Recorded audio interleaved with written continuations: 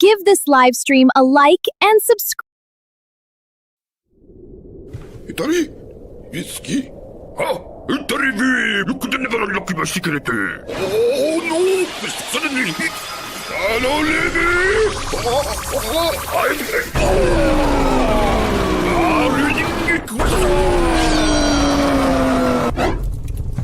Let's begin.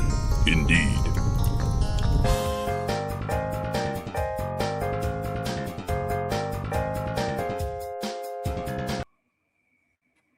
Good morning, good afternoon, good evening, wherever you may be, and welcome back to Honey Badger Radio. My name is Brian, and this is the Fireside Chat where we discuss interesting things with interesting people. I guess I'm just going to put it that simply. And today I have a really fascinating guest that I just happened to discover randomly.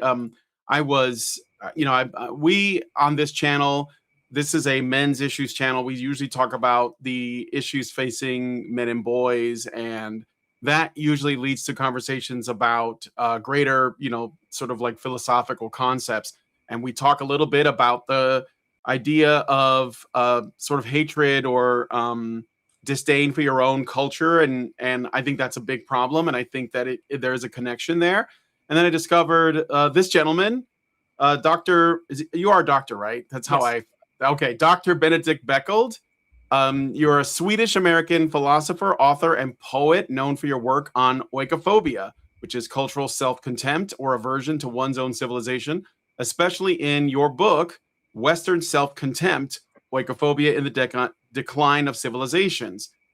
You have earned a PhD in philosophy and classical philology, from the University of Heidelberg, taught philosophy, Greek, and Latin at institutions including the American University of Paris, volunteered as a teacher in Namibia, and since 2014, you have focused on writing about aesthetics, political philosophy, history, and contemporary culture while living in New York. Welcome to our small channel in this corner of the internet, Dr.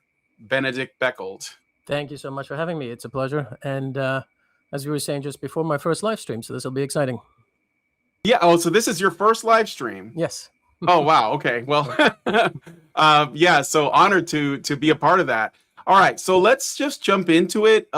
So like this channel, we mainly talk about the issues facing men and boys. This is things like, boys in education, misandry, which is the hatred of men that we see in media, and it's basically everywhere, academia, etc. So like the audience doesn't really, we don't normally talk about this idea, but I do think that there is something there's some connective tissue between what you talk about in your book, Western Self-Contempt, and what we talk about. So I guess what I thought I would start with is, could you explain for people who might not know, what is oikophobia? Yeah, so oikophobia is a term it's a neologism, but it was coined in the 1990s by the late British philosopher Roger Scruton. And it basically means the hatred or fear of, there he is, of home. So it's basically the opposite of xenophobia, xenophobia being the hatred or fear of foreigners. Oikophobia is the hatred or fear of one's own home or one's own culture, one's own society, sometimes one's own fellow citizens. And this is basically, as I've laid out in the book that you mentioned, is that this is contrary to what most people believe. This is not some brand new thing that has been around for maybe a few decades or so. Rather, it is something that comes and goes in history, in Western history since ancient times. And I kind of explain in the book how it happens, the socio-historical circumstances under which oikophobia emerges. And maybe I'll say right away that one way in which it can connect a little bit to men's issues is that if traditional gender roles emphasize masculinity, as they do, then oikophobia, in trying to tear down all different kinds of traditions, also tears down traditional gender roles. And so that, of course, does have an effect on the role of men in society. And so it's not just gender roles, it's religion, it's all different kinds of traditions that are being attacked by oikophobia, but certainly it affects everyone in the society. Yeah, what is it about men? Because I think there is a strong connection between men and masculinity and a civilization. I mean, obviously, we need men to sort of sustain it. But it does seem to, when people are attacking or criticizing their own culture, like in the case of, let's say, the UK, for example, because they're pretty far down this hole, they will shame and attack their own men. I don't know if you noticed, but even though there are massive problems with Islamic gangs in the UK, when the media acknowledges this in any way, it's not framed as a problem because of a Middle Eastern religion or a group of people from another culture that have different values, but rather it's just an attack on men in the broad sense. They just say, well, this is a problem of just men in general, right? Not these men, but men generally. And then it gets framed that way. Like there was a recent was like a dramatic Netflix series called Adolescence, and it basically focused on this boy, and of course the boy was a native white English boy, and he murdered a girl, and that became the entire story. And it was supposedly to address some of the what they would call rape culture in the UK, but it was framed as just targeting men. You know what I'm saying? Yeah, and that's which is quite superfluous, because Western men over the last half century or so have already been quite domesticated. Feminism has been quite successful on that front, and so further domestication or further limitation of natural masculinity, and many other people have said this, will often lead to that masculinity being expressed in more unpleasant ways. And the thing is, you're always going to have some crazy people who do horrible things. That's always true. But when you clamp down on masculinity, then all of the good men that are out there who could do something about that and punish that man or prevent it from happening in the first place, protect the women in their lives, they become less capable of doing so. So you're never going to erase human depravity. That's always going to be around, but you are erasing the capacity of human beings, in this case of men, to do something about it. They're digging their own grave, basically, unfortunately. Yeah. So the thing that got my attention from your videos, you made a response video to Gad Saad.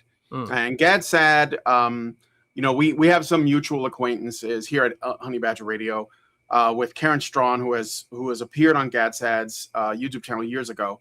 And I think he coined the term suicidal empathy. And we took issue with it because we didn't think it was quite right. And I think you're the only other person that I've seen that's sort of like taken that same tack. So can you explain for people who might not know, like, what is suicidal empathy? Why is it wrong? Not just wrong, but it's almost like a thought terminating cliche that's just used to end conversation around this, which I think is important, and how it's different from oikophobia. Yeah, no, and I should say also, when you say that you have some mutual acquaintances, I mean, I like Gad Saad in general. I think he does good work on a number of fronts. But yeah, in this particular case, I have strongly disagreed with his concept here.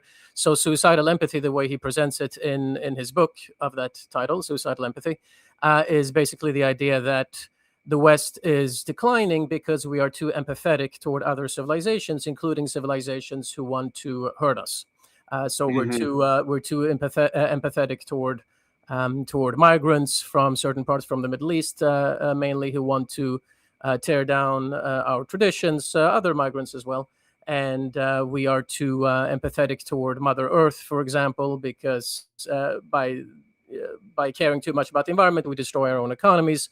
We're too empathetic toward Black people, let's say, because we then elevate them to positions for which they're not qualified.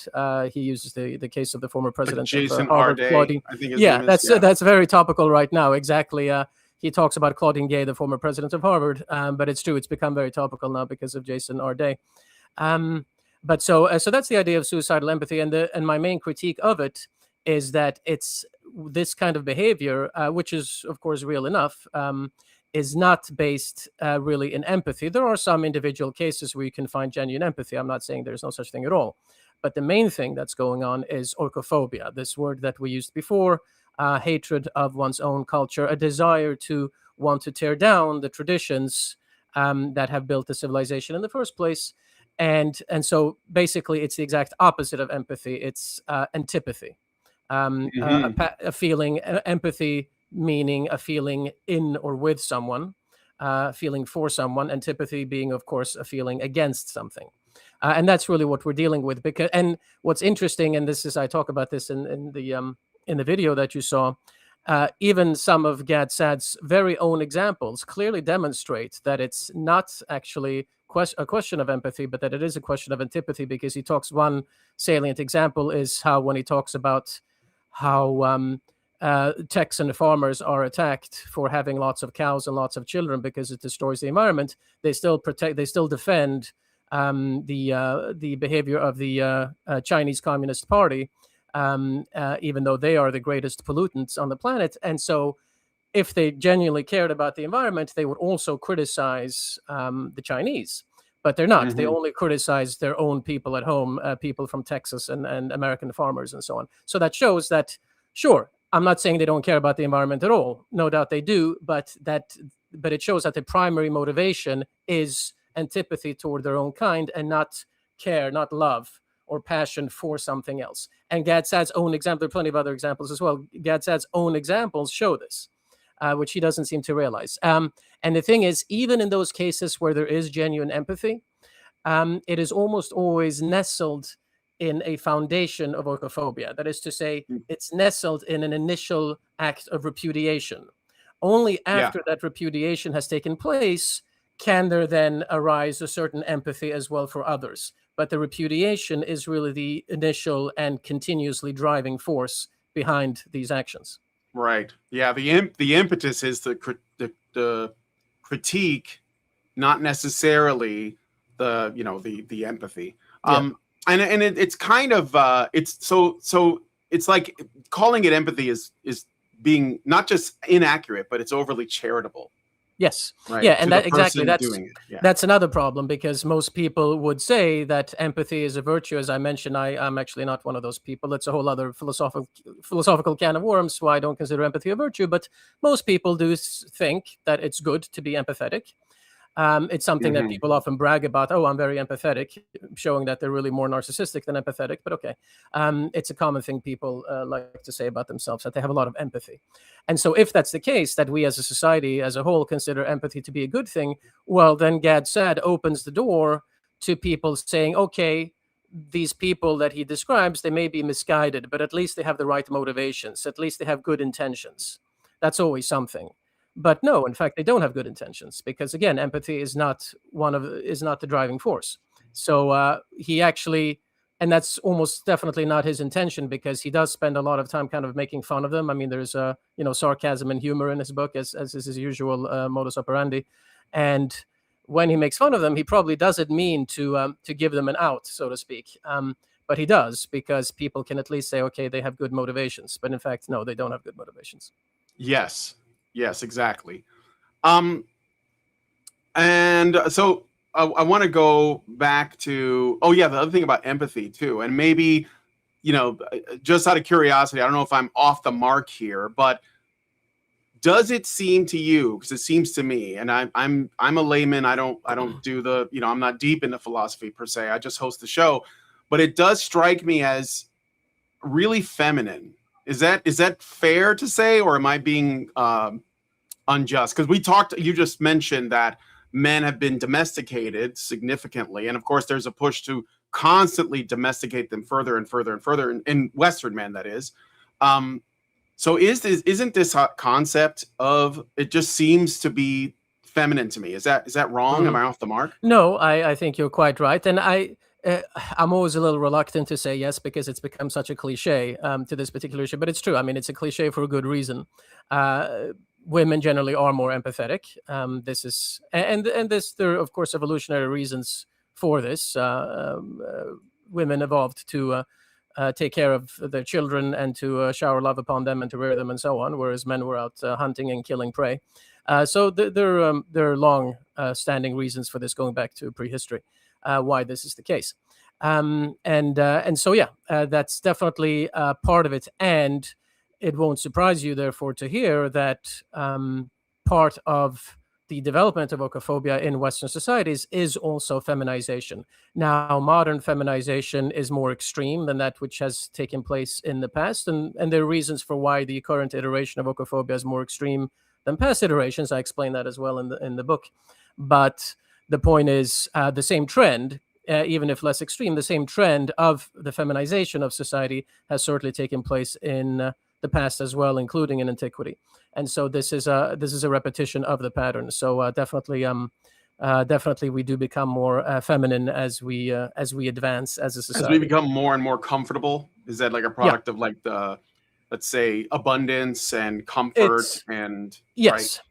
Yeah, it's not exactly. And plus also women often do gain more political power. Now in antiquity or in earlier times, they didn't have political power in the literal sense, like women couldn't vote or anything like that. But it would become more common that certain upper class women would gain an influence culturally, and more so than would be the case in earlier phases of that society. And certain experimentation with androgyny, the blurring of certain strict borders between male and female would also take place in the past as well. The muscular body, this is something that Camille Paglia, for example, has written a lot about.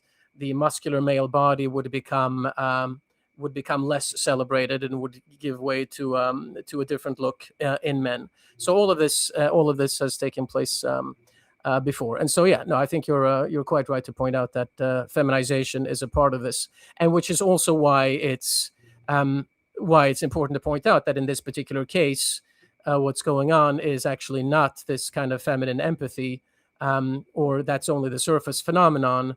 It is, in fact, something much more sinister. But it's not a coincidence. And in that sense, at least, Gad Saad is right that it's often women who are leading these kinds of movements because, yes, they are, on at least a surface level, more empathetic, yes. What about, I've also heard that from another detractor, I don't know the real name, but on X they're called Disaffected, I think. Okay. And they said that this is not suicidal empathy, but it's homicidal narcissism. Is that? I mean, this could just be a sentiment that doesn't mean anything. Does that track? Is this the same thing? Yeah, absolutely. I don't know about homicidal. I think suicidal is. I think that's the part of Gad Saad Gad Saad's term that's correct. It is suicidal. What's going on? So I would probably keep the suicidal rather than the homicidal. Although, well, maybe homicide toward one's fellow citizens. But when it comes to the narcissism, yes, 100%. And in fact, in the book, I talk about how vanity. I don't use the word narcissism so much because it's like a medical term, exactly. From a psychological and even psychiatric perspective, that conjures up certain ideas that do not really factor in directly. It can in certain cases, but not really on a mass level. So I prefer just to use vanity as a term, but we could use narcissism. That is always a motor, an engine behind oikophobia, because of course, and this is also something that many people have talked about, basically virtue signaling in common parlance, the idea that one shows one's own virtue by demonstrating for foreigners or for the environment or for what have you. And that is, of course, a form of vanity because one doesn't really care so much about those other people. Really, one cares about showing off oneself how virtuous and moral one is. And so that is vanity. And that kind of vanity, again, also, I keep mentioning antiquity, but it does go back to antiquity. One sees clear traces in literature from the ancient world and from the 1700s, 1800s, about how this kind of vanity is really a big engine behind this sort of behavior. So that I think that part is certainly true, yeah. All right. Yeah, I think that's great and true.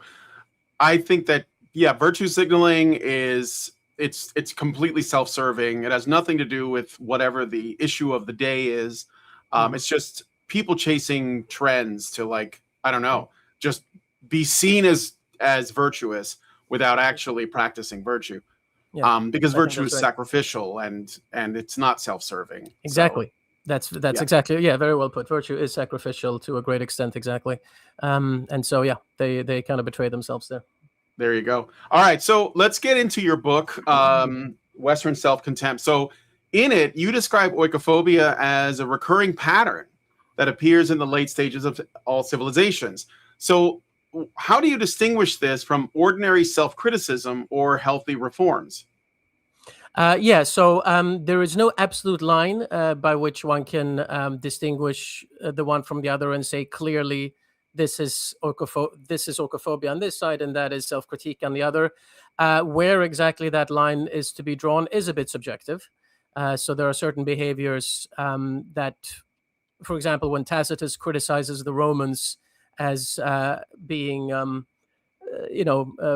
bunch of brutes and committing rapine and everything like this, one could say, well, he was kind of right, wasn't he?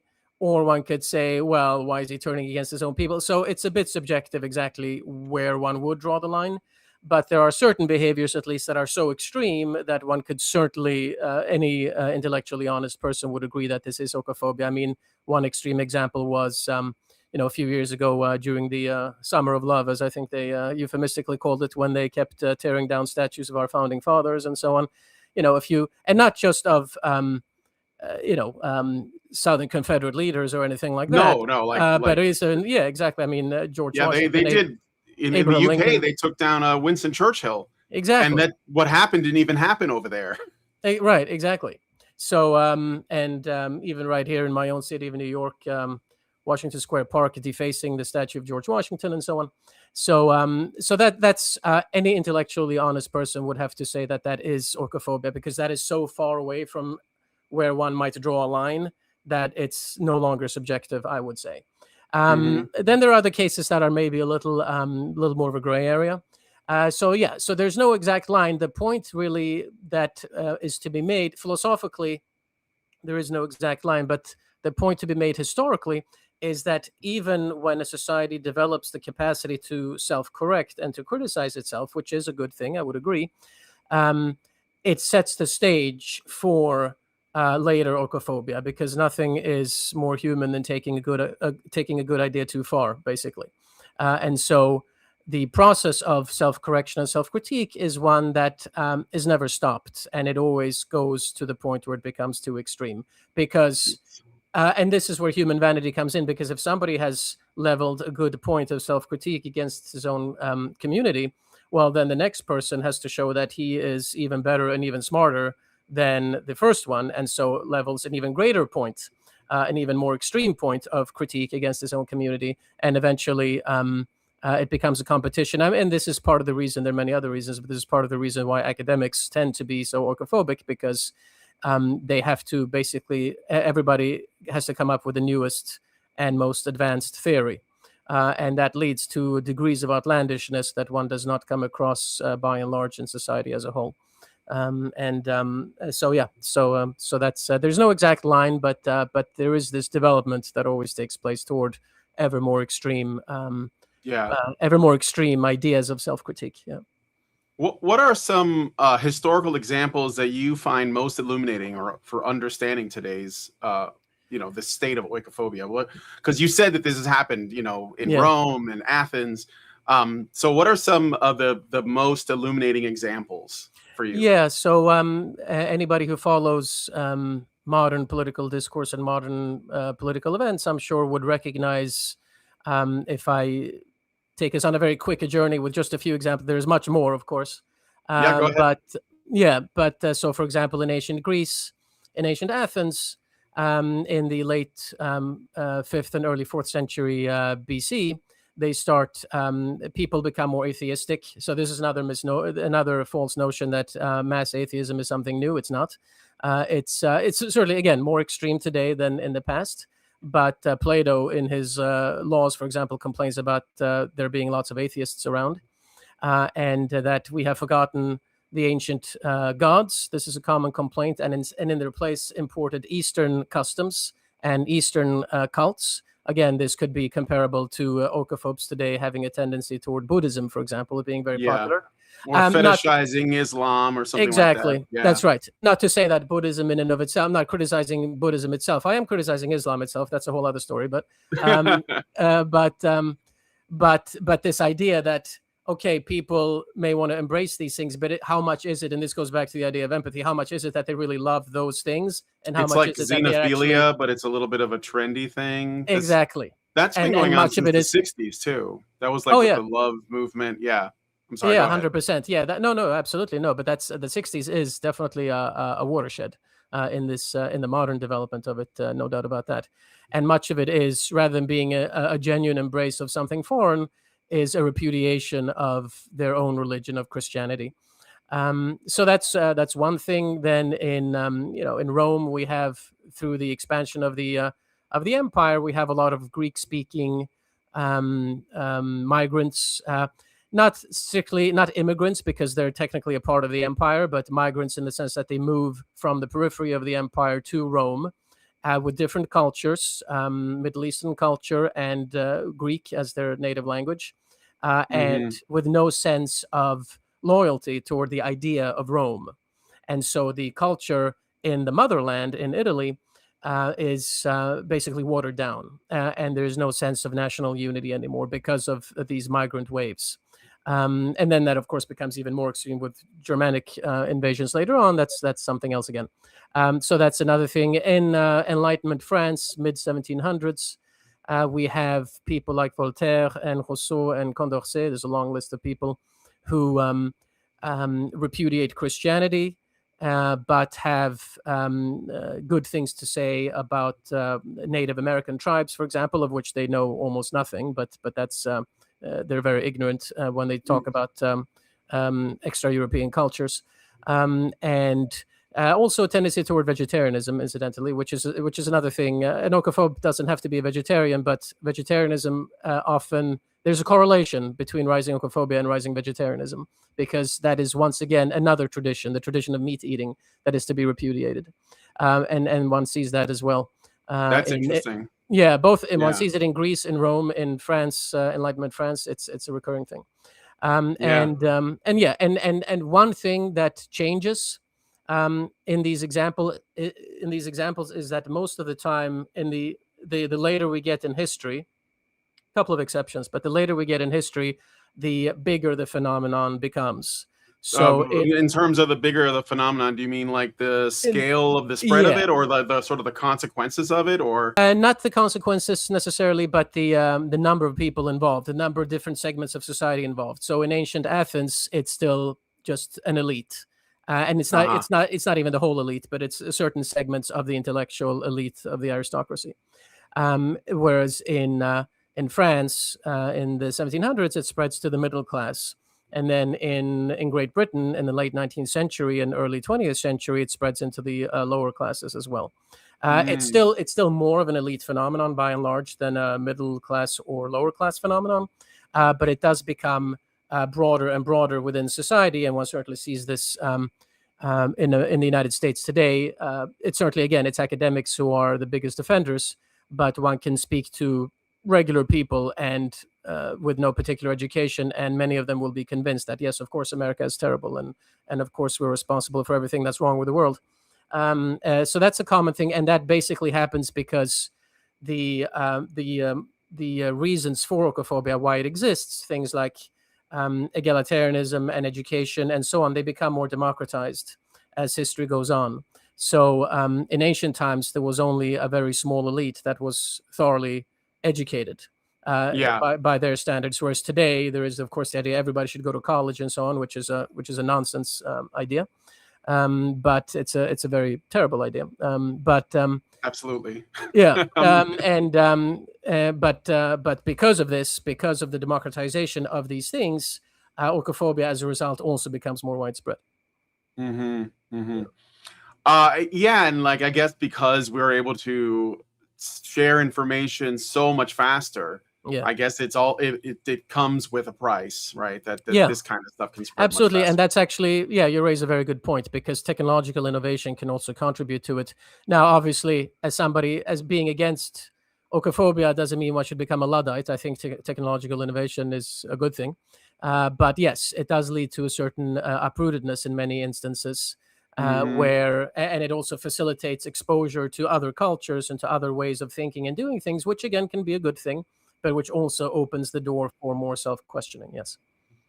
Yeah, and I think there's also something really appealing for people to feel like they're part of an intellectual class, like an elite class of people. So I think that's why it's appealing to lower class people, to be able to essentially repeat oikophobic statements, right? Yeah. And just like say, oh, well, look at me, I'm enlightened, I understand all of our flaws that no one else, everybody takes for granted, or whatever it is. And this is actually, that's exactly right. And this is also part of the reason why it's a bad idea for everybody to go to college, because genuine expertise is something that is gained only through a lifetime of study. But having spent 4 years in college gives the illusion of expertise. Yes. And that means that a lot of people think they know a lot more than they do, and they often know the wrong things. And it's often better to know nothing than to know the wrong things. And so there's a certain intellectual humility sometimes that comes with, that is destroyed by going to college. So Scruton coined this term, but do you treat this any different, or to expand on it in any way in your book? Yes, quite a lot, because otherwise I wouldn't have written the book. That's true. Well, although in fairness, it's still a fair question though, because there are plenty of academics who write things that have already been written, and but they write them anyway, and that's they how put their name on it, and they make money. Yeah, exactly.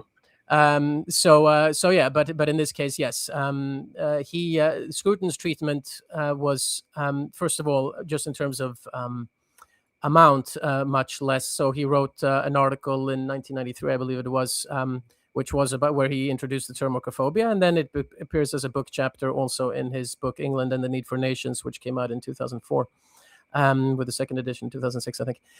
So he has talked about it here and there, but his treatment is basically focused on modern oikophobia only. He does not conceive of it as a recurring phenomenon in history.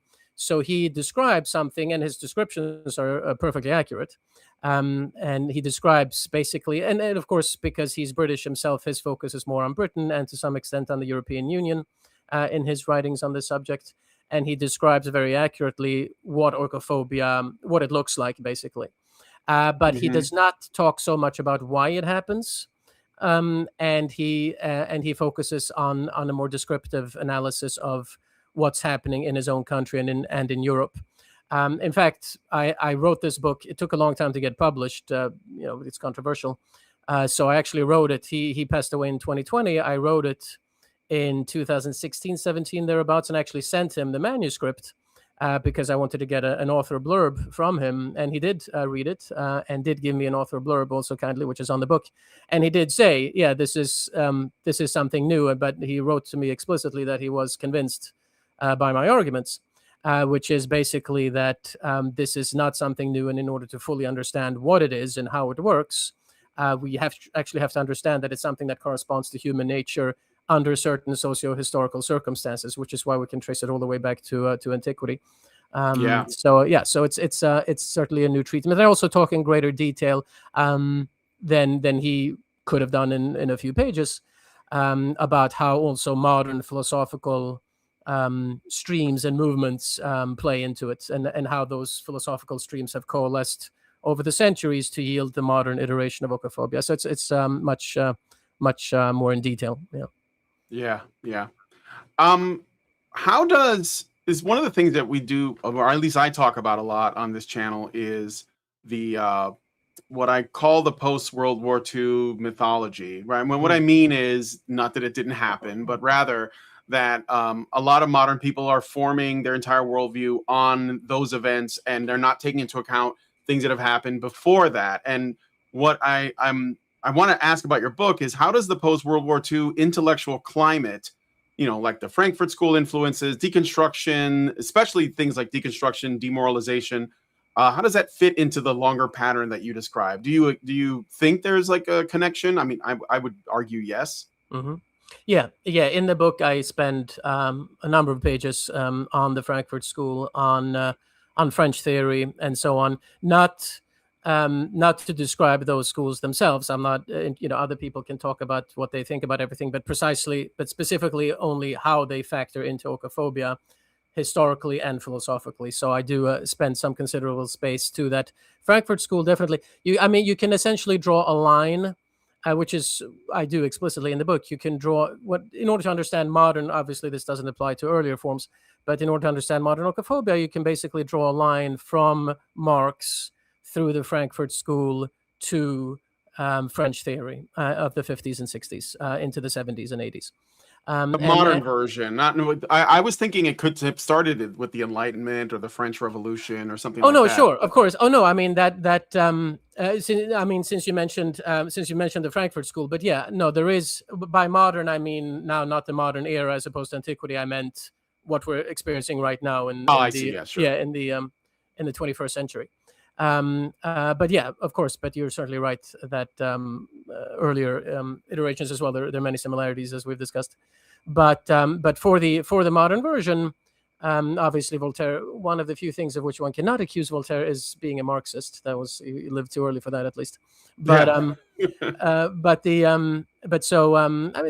don't want to be too mean, by the way. Voltaire, you think Voltaire was sort of like the the problem is this kind of self-victimization and the xenophilia, elevation of other cultures. There's certain, as a historian, for example, Voltaire is quite innovative, so there's certainly parts of his work that I like. The kind of the Marx, Frankfurt, Paris axis, if you will, is certainly one that has come together, that has led to modern oikophobia, or contributed to the current expression of oikophobia. Basically, one of the things I call it, there are basically two main things I discuss in some detail in the book. It's the coalescence of relativism and positivism, and ostensibly relativism and positivism are opposites. Relativism being the idea that what is truth is basically subjective, and different people have their own version of truth, and so on, and there's nothing absolute.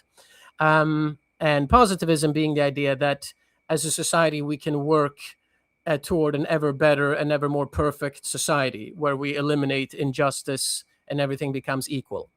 And those two are actually mutually exclusive, because, well, if you're a positivist, then you're saying implicitly that there is actually something that is the absolute and the right and the true, toward which we should all strive. Whereas a relativist does not think that way. But relativism and positivism come together in modern oikophobia, because both relativism and positivism tear down previous institutions. If relativism is true, that truth doesn't matter, well, then we can reject our own truth, the truth of our own society. And if positivism is true, then we also have to reject our own old traditions, because we're striving towards something new and towards something better than what used to be the case. And so positivism and relativism, while being philosophically exclusive of each other, come together in tearing down our own traditions. And the other point that I discuss in some detail is macro and micro monomania, as I call it, which is basically the idea that everything has an essence. Macro monomania is the idea, this is my term, but it's basically on the macro level, that everything is about one thing. So for Marx, everything is about class struggle. And he reads all of history that way. And micro monomania is that a particular phenomenon is about only one thing. So, for example, Foucault reads everything as being about power. And so every single phenomenon that he comes across in history, he thinks, doesn't say so quite explicitly, although there are certain passages where he pretty much says so almost openly. He makes this kind of error that power, it's all about power, and that if he can say that power was involved in a particular event, or the striving for power was involved in a particular event, that rules out to him all other possible motivations of that action, which is incorrect, because in many cases, at least, that's incorrect, because human motivation is very complex, and we can be motivated by power and also by other things at the very same time. And Foucault rules out all of the other things. And so that's micro monomania, micro because it's about one particular phenomenon as opposed to all of history as a whole. And so what I lay out in the book is basically how this micro and macro monomania come together in Marx being the first philosopher. Hegel, for example, was indulged in a lot of macro monomania, but he was not indulging in micro monomania. Marx is the first one who does both of these, and that spreads then to the Frankfurt School and to French theory as well, because what you can do with micro and macro monomania is that you can essentially discard any explanation and any motivation that does not fit politically with the result that you wish to accomplish. That's the biggest philosophical objection against them, at least from the point of view of an analysis of oikophobia. Yeah. Well, since we brought up Voltaire and now Hegel, I think in one of your videos you talked also about how this happened with the Greeks was essentially like, as you know, the philosopher, and I can't remember if it was Socrates or Plato or Aristotle, but the people who came after sort of like started down this road. Do you know what I mean? Do what I mean by that? I'm sorry. Yeah. No, go ahead. Go ahead and explain it, because I can't do that. Yeah, no, of course, with pleasure. So Socrates was involved in it a little bit, like Nietzsche, for example, criticizes Socrates a lot for being subversive of tradition. Some of his critique is fair, although I think Nietzsche goes a little too far in his attack on Socrates in certain areas. It's really mainly the generation of Socrates' students, the generation after him, where we can say, because you asked before about, where do you draw the line? This is one example of where I would draw the line. I would say that Socrates offers a lot of self-critique, and some of the critique I don't agree with myself. I think he's wrong about certain things, but I would not call him an oikophobe. The actual oikophobia I would place in the generation after Socrates. So basically Aristotle's generation, except Aristotle himself is certainly not an oikophobe, not at all. No, not at all. Yeah, he's much more conservative. But you have certain names. You could mention Diogenes the Cynic, for example, Alcidamas, Antiphon, Hippias of Elis. There are a bunch of names there. Basically, that's the generation after Socrates, who do engage in what is clearly oikophobic behavior. Rejecting tradition and even imitating foreign ways, and so on and so forth. So yeah, that's around there. All right. Yeah. So let's come back to the modern day. How does the phenomenon relate to or differ? Well, no, I already asked that question. I'm sorry. You discussed radical left groups and countercultural movements. Do you see continuity between the 1960s radicalism and present day oikophobia? Yeah, definitely. I mean, they were oikophobes in the radicals of the 1960s. I think no question about that. What about the narrative that they were, for example, against the Vietnam War, and that was like a big thing? There were protest songs and stuff like this. Yeah, so I think it's worth pointing out. One can make too much of this, but I think it's worth pointing out that many of them, not all, obviously, but many of them did not turn strongly against the Vietnam War until they started getting rid of college deferments. And so when it was time for them to go and fight, then all of a sudden the war is immoral. When other people are when the lower classes and the peasants are doing it, then it's not so bad. Again, that doesn't apply to all of them. Some of them were consistent, but there were plenty of people for whom that was true. So that's one point I would make. But another one is that if they were very specifically against a particular war, that certainly is not necessarily oikophobic, but they would become swept up in many other things as well. If you're carrying a sign saying Vietnam is a bad idea, let's get out of Vietnam, okay, that in and of itself is not oikophobic. But as we all know, these protest movements took place in a larger nexus of wanting to, for example, institute African studies in colleges, which is a very specific act of repudiation of traditional scholarship for a lot of disciplines that are really complete garbage. And the Black Panthers. There's a whole nexus basically of repudiating Christianity, as well of experimenting with drugs and Buddhism, of thinking that traditional family structure is to be discarded as well in favor of free love and polyamory and so on. I would agree that if you just took a particular protest against a particular war, in isolation, that would not necessarily qualify as oikophobia. But we know, and so you could find. I mean, I'm not saying that every single student protester of the 60s was an oikophobe, because you could have some people, some individuals for whom this really was the case, that they were really just protesting against the war with which they disagreed. But as a mass movement, it was certainly oikophobic, because again, it was part and parcel of so many other things as well.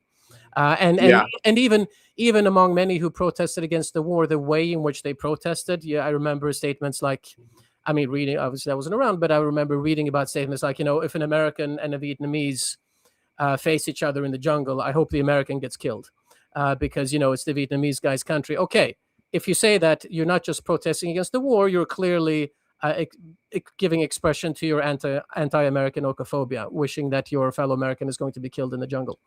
Right. So overall, it was still oikophobia. And there's to go back to the main part of your question, basically the continuity from that to today is of course that there is a greater emphasis on race today than there was then. Like I said, there was some emphasis on race in those days as well. Obviously, around the same time, a little bit earlier, and then into this time that we're talking about, of course, there was also the protests in the South against Jim Crow laws, which is, I would say more justified. But so race was also on the minds of a lot of these people, and the academic institution of these departments that I mentioned, that's also race involved. But it was more a question of America vis-a-vis other countries. But we still find that today, because oikophobes still want America to lose on the world stage. We're not involved in a big war right now, obviously like in Vietnam, although our conflict with Iran, oikophobes generally want the United States to be humiliated vis-a-vis Iran. That's a common thing. And certain segments of the right as well. This is actually also something that I talk about in the book, about how there is a reactionary oikophobia, which is also historically attested, or I attested historically in the book, about how this is also something that occurred. Are you talking about like the kind of accelerationists on the right? Not so well, not exactly, but rather the kind of person, although I mean they can maybe overlap, but basically the people on the right who want, I mean, I guess you could say accelerationists, although that's not the aspect I would emphasize, but I guess it's the same people actually. I think they want things to get worse because they think there's going to be it will jar people into action or something, but it will just do more harm, right? There's like at least a disdain for collateral damage of that kind of action. Right. Well, I'm thinking sort of, I don't know if he would be an accelerationist, but people like Tucker Carlson, for example, obviously being a prime example of how people, they see what has happened with their own society and they start to hate what has happened to their own society. And a lot of that critique is justified, but because of what they perceive their society has become, they then start to hate their own society from that direction. And that's something that one sees in history as well. An oikophobic, a conservative backlash that becomes so angry at decadence that it actually starts to also root for one's own defeat. Like Plato, for example, is an example of how Plato didn't want Plato thought it was bad that the Greeks won the Battle of Salamis, because that made the lower classes more uppity, because the lower classes helped in the Greek victory. And so this kind of conservative reaction where one actually wants one's own country to lose. So one sees that on certain segments of the right as well, but it's still primarily a left-wing phenomenon, kind of regular oikophobia, which is that one wants one's own country to be humiliated. And that's certainly something that oikophobia right now has in common with oikophobia in the 60s. Right. By the way, guys, I am speaking. I'm just like sort of addressing the people that are joining. Dr. Benedict Beckeld, he has written a book called Western Self-Contempt, Oikophobia in the Decline of Civilizations. And is that absolutely fascinating to see that this is being discussed. And I guess you're doing the rounds. Are you getting a lot of eyes on your book and people interviewing you and talking about this stuff? I have done lots and lots of interviews, yes, certainly. I mean, this is an academic press book, came out from Cornell University Press, and so it's, for an academic press book, it's certainly getting a lot of attention. Most academic books are read by about 5 people, and then they wither away. So that's certainly not been the case with this book, I'm happy to say. So I've gotten a lot of attention. Not as much as attention, though, perhaps from in the commercial world as I think it merits. And I mean, obviously, I'm not, I'm a little bit biased here. But basically, it is a phenomenon that you see everybody talk about. Even if they might not be using the term oikophobia, but this idea of cultural self-hate and Westerners and Americans hating their own country or their own civilization, that's something that everybody's familiar with. And so I know that it is a subject that if more people were aware of it, they would certainly be interested in understanding how it happens, why it comes about, and how it works and so on. So, I keep pushing and keep putting the word out there. But yeah, I give interviews very regularly. Yeah. So, does oikophobia affect different Western countries in similar ways, or are there meaningful national differences? There are meaningful national differences in the sense that some countries are more advanced, quote unquote, advanced in this process than others. But the result, certainly in the modern world, the result tends to be the same. But some countries have just become more extreme than others in this regard. And you can kind of see the future of the less oikophobic countries. You can see their future in the more oikophobic countries. And so, that's interesting. It's good to point that out because I'm in the United States. Yeah, you're in New York. I'm sorry. It's not the United States. Yeah, there's America and there's New York. Yeah. But I think, and maybe I'm wrong, but I think the United States is a little bit behind other Western countries like UK, Europe, and Canada. Yes. Is that fair to say? Yeah, absolutely. There was actually there was an article in the was it The Economist or The Atlantic or something? I can't remember where, about how Americans are more oikophobic than Europeans, and I published a response to that saying that that's wrong. The reason the journalist thought that was because more Europeans said that they like their country than Americans in some particular survey, and the reason that's wrong is because oikophobia has already changed Europe to such a degree that they don't even know when they say they like their country. What they're talking about is they like the new version of their country, the oikophobic version of their country. When an American says he loves America, he talks about things like our history and George Washington and World War II and things like that, things that make us proud and patriotic.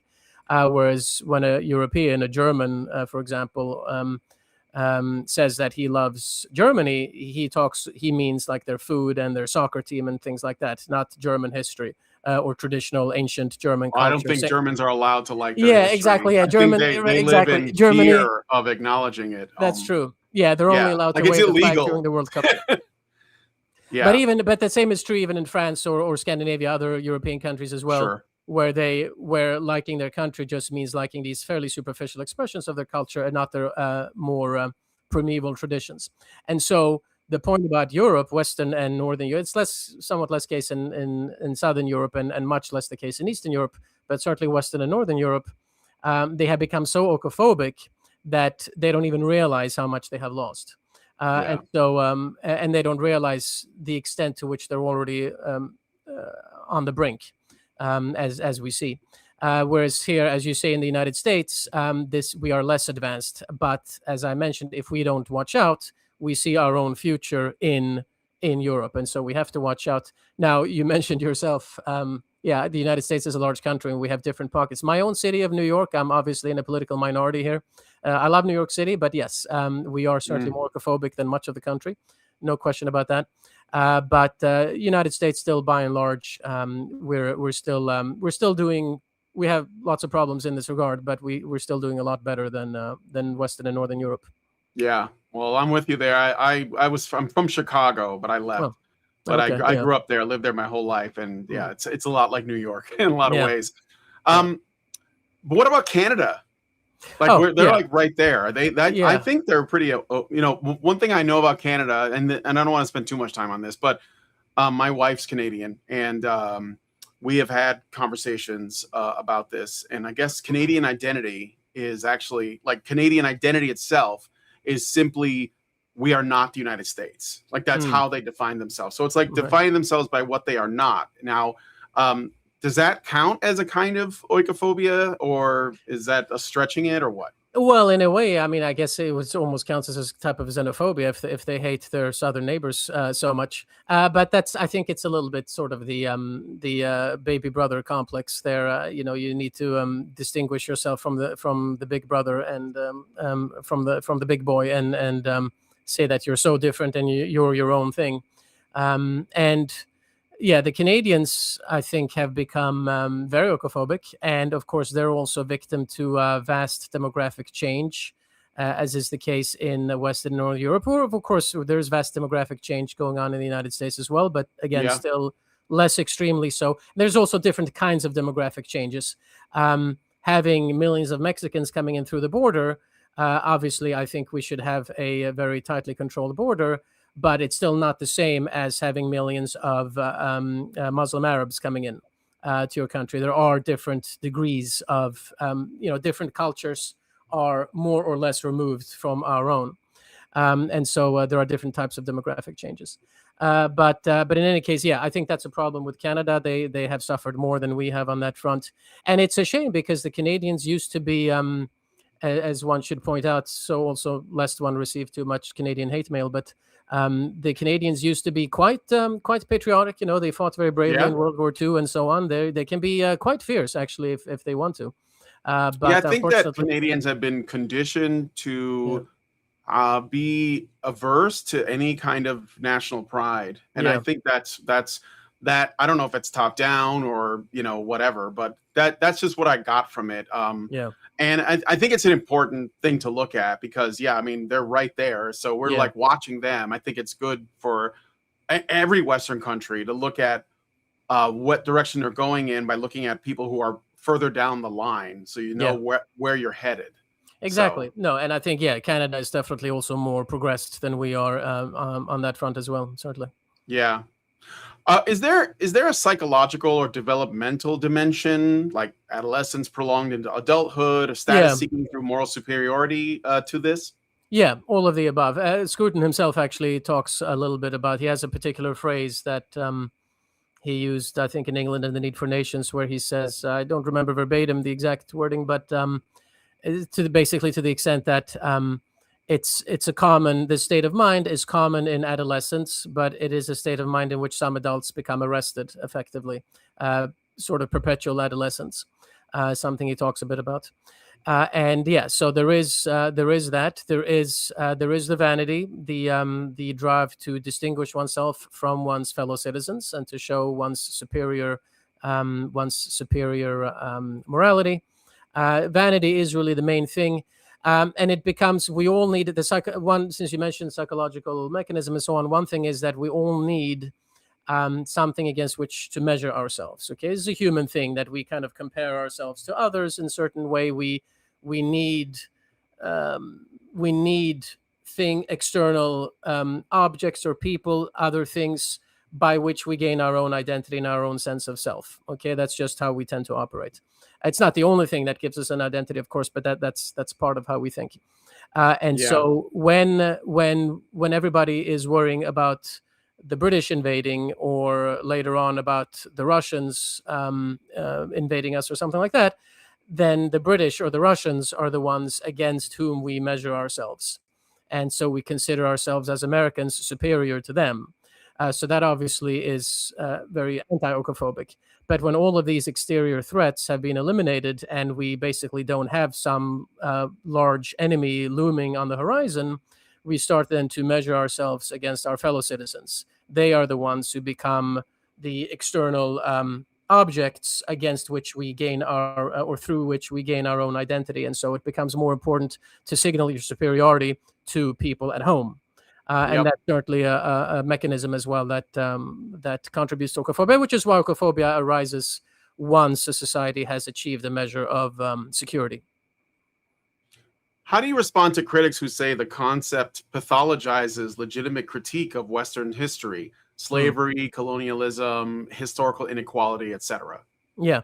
So the answer to that critique is that it doesn't seek to pathologize self-critique. Goes back a little bit to your question, I suppose, about where you draw the line. You can always say that self-critique is good, and I point in the book to several points of self-critique that led to an advancement of some kind for that civilization.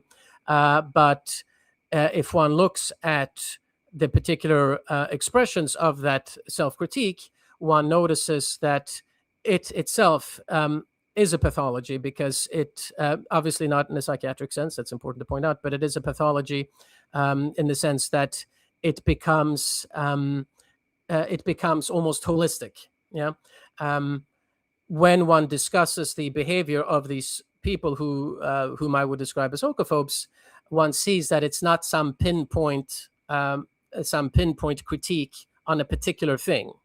Rather, it becomes a holistic rejection of the society as a whole, because again, there can be some individual exceptions, and those are people whom indeed I would not call oikophobes.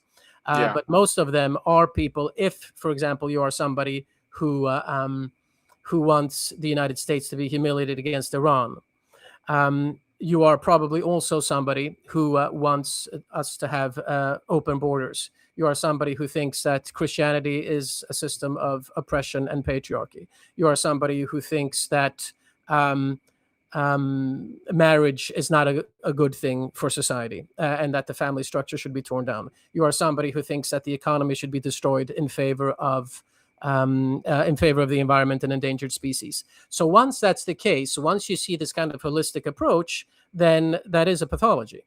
Because you are showing that all of your answers to various social and civilizational questions all point toward the destruction and the tearing down of your own society and of your own traditions. If you had a particular point of critique that was isolated, and you thought and your opinion on other issues led in all different kinds of directions, then one could say that indeed you're an intellectually honest person, and we could agree or disagree on that particular issue. But that is the pathology, that one point of critique leads to other points of critique. And what do they all have in common? They all have in common the tearing down of one's own traditions. That is oikophobia. So it's like taking, every civilization, every society has its skeletons in the closet, and it's about taking one of those, anything, and then intensifying it and magnifying it and using it to essentially diagnose the entire civilization as sick beyond repair and deserving of, whatever, like their cure, whatever that is, whether that's, tearing everything down, that kind of thing. Yeah, that's well put. Exactly. Yeah. Thank you. All right. So first of all, is there a relationship between oikophobia and xenophilia, which is like the love for the foreign? Do those things typically go hand in hand, or can one exist on its own? The one can exist on its own, though it's fairly rare, but they do typically go hand in hand, and we see this in ancient Greece as well. You do find individual exceptions. For example, it's possible to love your own country, your own culture, but maybe you're very interested in ancient Chinese culture, for example, and you study Confucius, and you enjoy Chinese dress and food and what have you, and so you're a xenophile vis-a-vis the Chinese, while still remaining a patriot at heart. Those cases are quite rare, but there are such people. So that would be one. So they can exist independently, and it's possible also to hate your own culture and be an oikophobe. For example, there are Western women that convert to Islam, and it's almost like they use xenophilia to fill in the gap or the hole that oikophobia has left. That's exactly right. I was going to use a word which goes exactly in this direction, namely compensation, or a compensatory act. And so most of the cases, I wanted to point out some exceptions, but yes, most of the cases are exactly that. Once you have, and this is also goes back to what we talked about earlier in reference to Gad Saad, when I said that even in those cases where you can find some genuine instances of empathy, they are nestled in a foundation of repudiation. So when you have a Western woman, for example, converting to Islam or starting to wear a hijab and so on, she does this because she has already repudiated and rejected Christianity and a large part of her own traditions.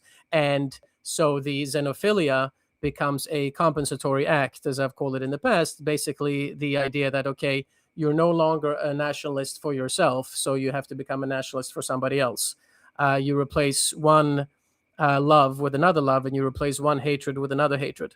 And so, in the overwhelming majority of cases, oikophobia and xenophilia, at least some degree of xenophilia, the particular civilization toward which xenophilia is directed usually varies depending on who is the current enemy of one's own home civilization. So, for example, oikophobic xenophiliacs during the Cold War might have liked Russia, for example. And nowadays, oikophobic xenophiliacs will tend to prefer Islamic culture or something Middle Eastern. That is certainly a pattern. All right. We've gone for about an hour, but I'd like to keep going if you're open to it, because I have more questions. And I really like this conversation. Really enjoying it. So, guys, if you're watching, again, this is my guest. I'm sorry, is Benedict Beckeld. And send your super chats or super chows to us, feedthebadger.com/just-a-tip for a super chow. Ask him a question if you wish. I look forward to seeing your guys' thoughts on this discussion. So I want to ask, this is something that I've actually wrestled a lot with one of my co-hosts, a man I work with who sort of brought the term up with me. He said, he mentioned oikophobia, and it got me curious about it. Shout out to Mike Stevenson, Dr. Anrakam. But I want to know, what is the goal? Is there a goal or a reason for oikophobia? So he said that oikophobia is an end in and of itself. And I don't see how that could be, because someone must benefit. Like, there must be. Now, I'm not saying that it was like there was a man behind the curtain that pushed it out there, but I do think that there must have been a goal. So is there a end goal of oikophobia? Does that make sense? I would say yes and no. I'm not trying to be diplomatic here, but I would say that maybe you're both right, based on how you based on your presentation of it. It's a goal in and of itself. I think he's right in the sense that since vanity and this kind of virtue signaling that we talked about is a part of it, oikophobia is a goal in and of itself, in that it gives the oikophobe that sense of power and that sense of self-elevation that he's looking for. So in that sense, just being an oikophobe and just living that out is its own reward, because you do get to feel like you're better than everybody else. So in that sense, it is its own goal. But it's also true that, yes, I mean, on the more longer view of the matter, oikophobes do. I mean, once they achieve their goal, they would recognize, many of them, that actually it was not worth striving for. But the goal is the destruction of one's own tradition, of one's own geopolitical power, and so on.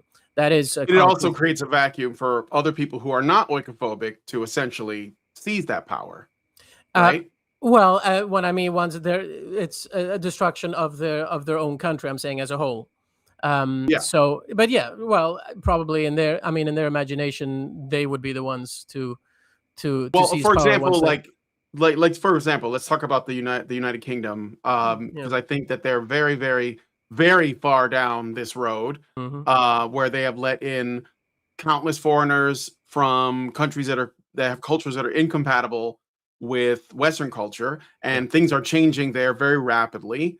And so it's oikophobia that keeps that machine going. But after a while, the new people who have come in are not going to adopt the same ideals towards their own culture. They're just going to absorb that one, and then it's going to become this.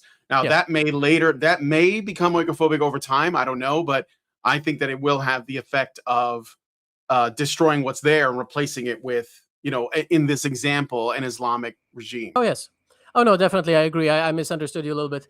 Basically, so in there, of course, because they're these oikophobes who are trying to invite Islamic immigration, they're very naive, of course, and they don't understand Islam at all. I've written, lest people think that I've written extensively and lectured about the incompatibility, philosophically speaking, between Islam and the West as well. So that's a whole other can of worms. But basically, the people who invite Islamic immigration, they don't understand Islam. They don't know what it's about. And so, of course, in their minds, if we take what is the goal from their point of view, of course, from their point of view, it is that the UK in this case is going to turn into a socialist Caliphate. a socialist egalitarian paradise, essentially, and that Muslims and everybody else will kind of just get along and live happily next to each other, and so on. That's their goal. So I think to go back to for your original question, I think it's true that there is an external exogenous goal that they have, but also that oikophobia is its own reward. But when it comes to what will actually happen, of course, yes, you're quite right. What will actually happen is that the countries will turn Islamic, and there will be a point basically of no return. There will be a point at which either the country turns Islamic or the native population grows violent. And obviously, nobody wants violence. I'm not advocating for violence, just as a descriptive matter about what will happen if such a thing is to be solved. Yeah, there will lead to, some people have been throwing around the term civil war, whether that's apt or not, because civil war kind of suggests two rival armies, fighting against each other. They don't have guns in the UK, unfortunately for them. Yeah, but so I don't know if civil war is the term necessarily, but civil unrest, civil infighting, certainly yes, that will happen if the country is not to become entirely Islamic. Yeah.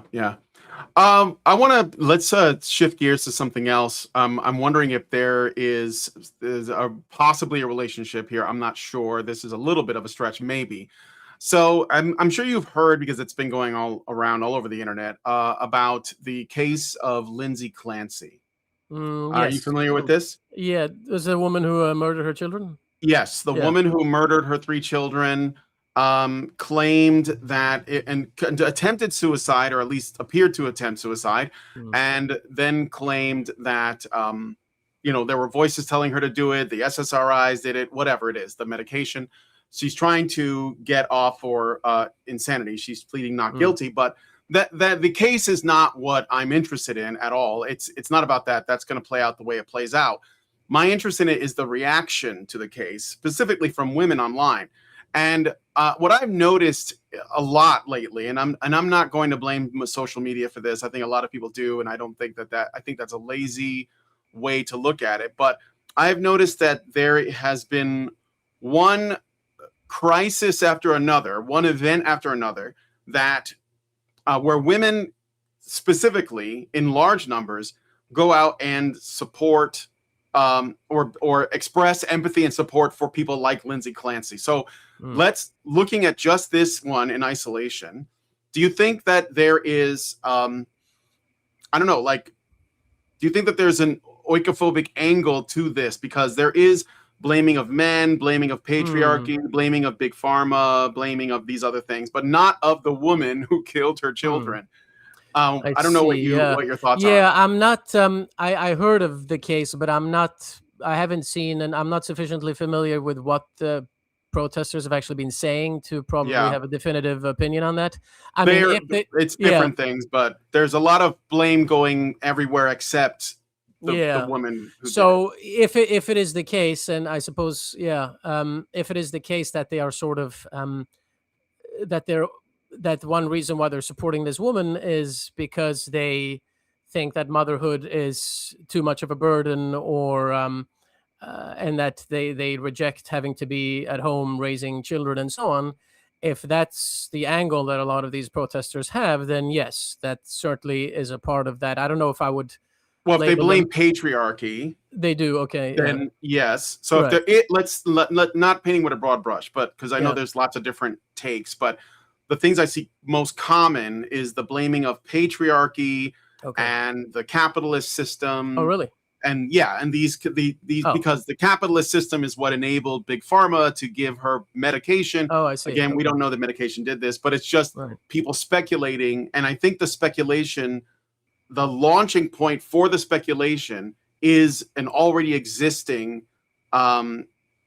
antipathy towards the West, basically. Like, it's patriarchy, it's these other things. Yeah. It's the family unit itself, right? Like, it's the problem is that there is a family unit. Yeah, no. So in that case, definitely, I would agree that that's based on your presentation now of some of the things they say. Yes, that is oikophobic, or at least it has an oikophobic element to it. Yes. Yeah. One can What maybe about say that. the reaction, and I don't know if you've seen this too, but the reaction to the assassination of Charlie Kirk? Yeah, yeah, that's something I'm a bit more familiar with. And yeah, the well, I mean, the celebration of his death and so on, and I mean, Yes. yeah, absolutely revolting. Obviously, one doesn't have to. I mean, some members of his own family saw him get shot. I think. I mean, just to celebrate that is obviously repulsive. But it was a majority of women that did that. Was it a majority of women as well that celebrated that? Absolutely. Really? Okay, I On wasn't the aware of that. well, it could be because women are more likely to post on social media, but the overwhelming support for Lindsay Clancy came from women. They funded her about $1 million for her case because they're certain that she's innocent and she did nothing wrong, and that's wild. And the celebration of Charlie Kirk was a lot of women too, and I think, okay, trying to be charitable, just because I don't want to get anyone thinking that I'm just here to bash women or anything, but I think that what is happening is that they think that to be a good person means to essentially support those who don't have a voice, it's the marginalized. It's like a motherly instinct that they're responding to. The problem is it's extremely misplaced, and there's a lot of it's like like a ghoulish happiness about people that they think are bad and dangerous being killed, like Charlie Kirk. They think that he's a bad man that hurts people's feelings and that something should be done. So when that happened, I think that's why, but they were obviously celebrating that, but they were also doing it to signal to other people to say, hey, look at me. I'm saying the thing that everyone's supposed to say because I'm going to get support. I'm going to get, people are going to like my comments. They're going to comment on it positively. They're going to support me. And so if oikophobia is the idea that you're doing this, the motive for this is to feel good about yourself, to make yourself feel like a good person, then this is just another way of doing that, right? Yeah. No, I think that's right, and it's interesting, that the statistic about women being more posting more about the death of Charlie Kirk than others. Which I wasn't aware of. Yeah, and it's there's the old saying that if women didn't have the vote, we'd never again have a Democrat president. We just have Republicans. So there is truth to that, obviously. Or if we had a Democrat president, they would be a lot more moderate. But the so yeah, I mean, there is that nurturing aspect, as you say, and as we've discussed. Yes, that is certainly more feminine. But it's interesting to note how that nurturing aspect can also lead to a certain ferociousness that can also be quite feminine, in the sense that, well, you fight to the death for your own offspring. You fight to the death for that thing for which you are being empathetic, or for which you are that thing which you are nourishing. And so that can lead to a certain ferocity. I mean, there's plenty of psychological literature, as I'm sure you're aware of, about how women are more prone to mass psychosis than men. And then, of course, feminists will say, well, most of those studies were written by men, weren't they? But one can, one can, of course, if one wants to attack the methodology of studies, one can do so. But simply saying that they were authored by men is not an argument. So I think there's a lot of truth to that. I'm one of those people who I wish more public-facing intellectuals would openly acknowledge when they don't know something for sure, because one hears a lot of public intellectuals talk about things of which they manifestly have no clue, and it's embarrassing. So in this particular case, I'm inclined to say that I don't want to make too categorical a statement here, because I'm not so familiar exactly with how those things play themselves out in the case of Charlie Kirk, and certainly not in this more recent case. But it sounds to me like what you're saying. I mean, what you're saying sounds quite accurate to me. Yeah, I mean, I'm looking at it in terms of, I guess I'm looking at the contrast, because you had said, and one of the other things that stood out to me too was I guess it's like how do I put it? It's like the suppression of masculinity as part of how this happened. Yeah. So in that, there is the gap, and I think it's being filled by a feminine way of approaching these things, and I think that's where this kind of oikophobia can grow. It can be nurtured, and I think that a lot of these women, probably most of them that were doing this, were single, young, childless. So Yeah. I think that's also a big part of it as well, because that the instinct, which could be useful for raising kids, is not being used that way because they're not having children. Yeah. And the reason why they're not having children is because they're convinced that, maybe they're convinced that having children is bad for the planet, because, they consume resources, and they've been told this over and over by people in the media and so on, or they believe that, having children is a form of oppression because it means that you'll have to raise them, which means you can't be a girl boss somewhere and go and earn a living. And you don't need a man on to a be man happy. and Exactly. these kinds of things. Yes. No, absolutely. No, that part I think 100%. And now here I can express myself a bit more categorically. Yeah, I think that's I think that's exactly right. And it is there's also this kind of androgynous blurring of distinction between the sexes that we touched upon before. You have men have been emasculated, which means that part of that vacuum has been filled by more masculine women to a degree.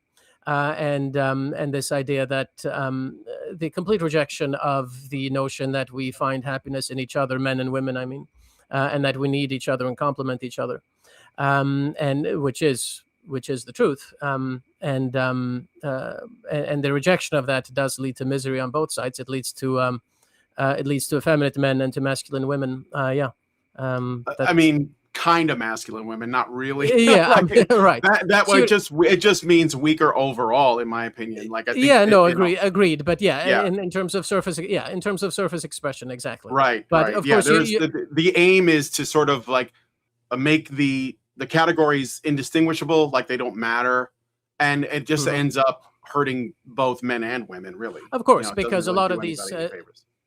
Yeah, absolutely. Because a lot of these so-called girl bosses and so on, they themselves, deep down, of course, they're not happy with the exterior expression of their views, and many of them do come as they get into their 40s and then 50s and discover that they're childless. They might not explicitly formulate it, but they discover the paucity of their earlier manner. Yeah.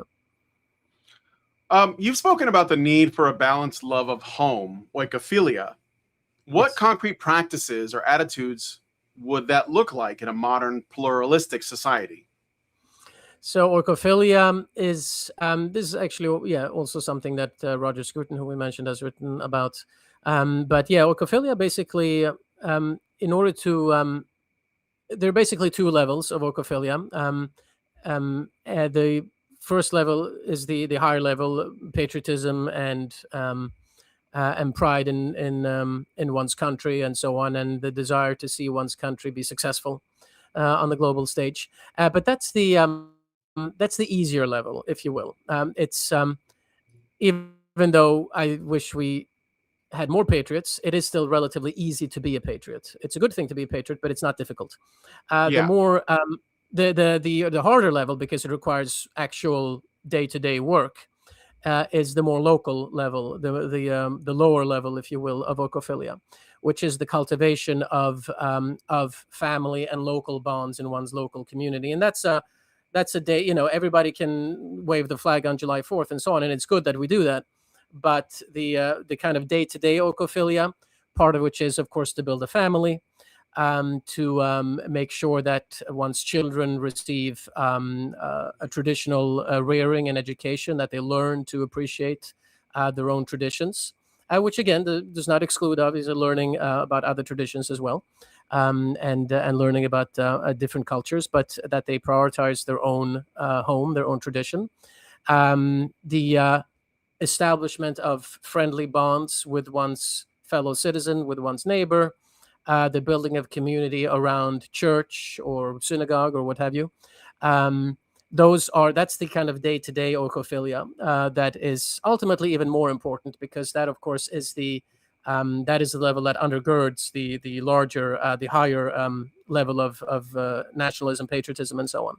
So How that's would really, that? How would that? I mean, I don't disagree with you, but Mm. how would that actually be a good bulwark against oikophobia? How does that work? How does that play out?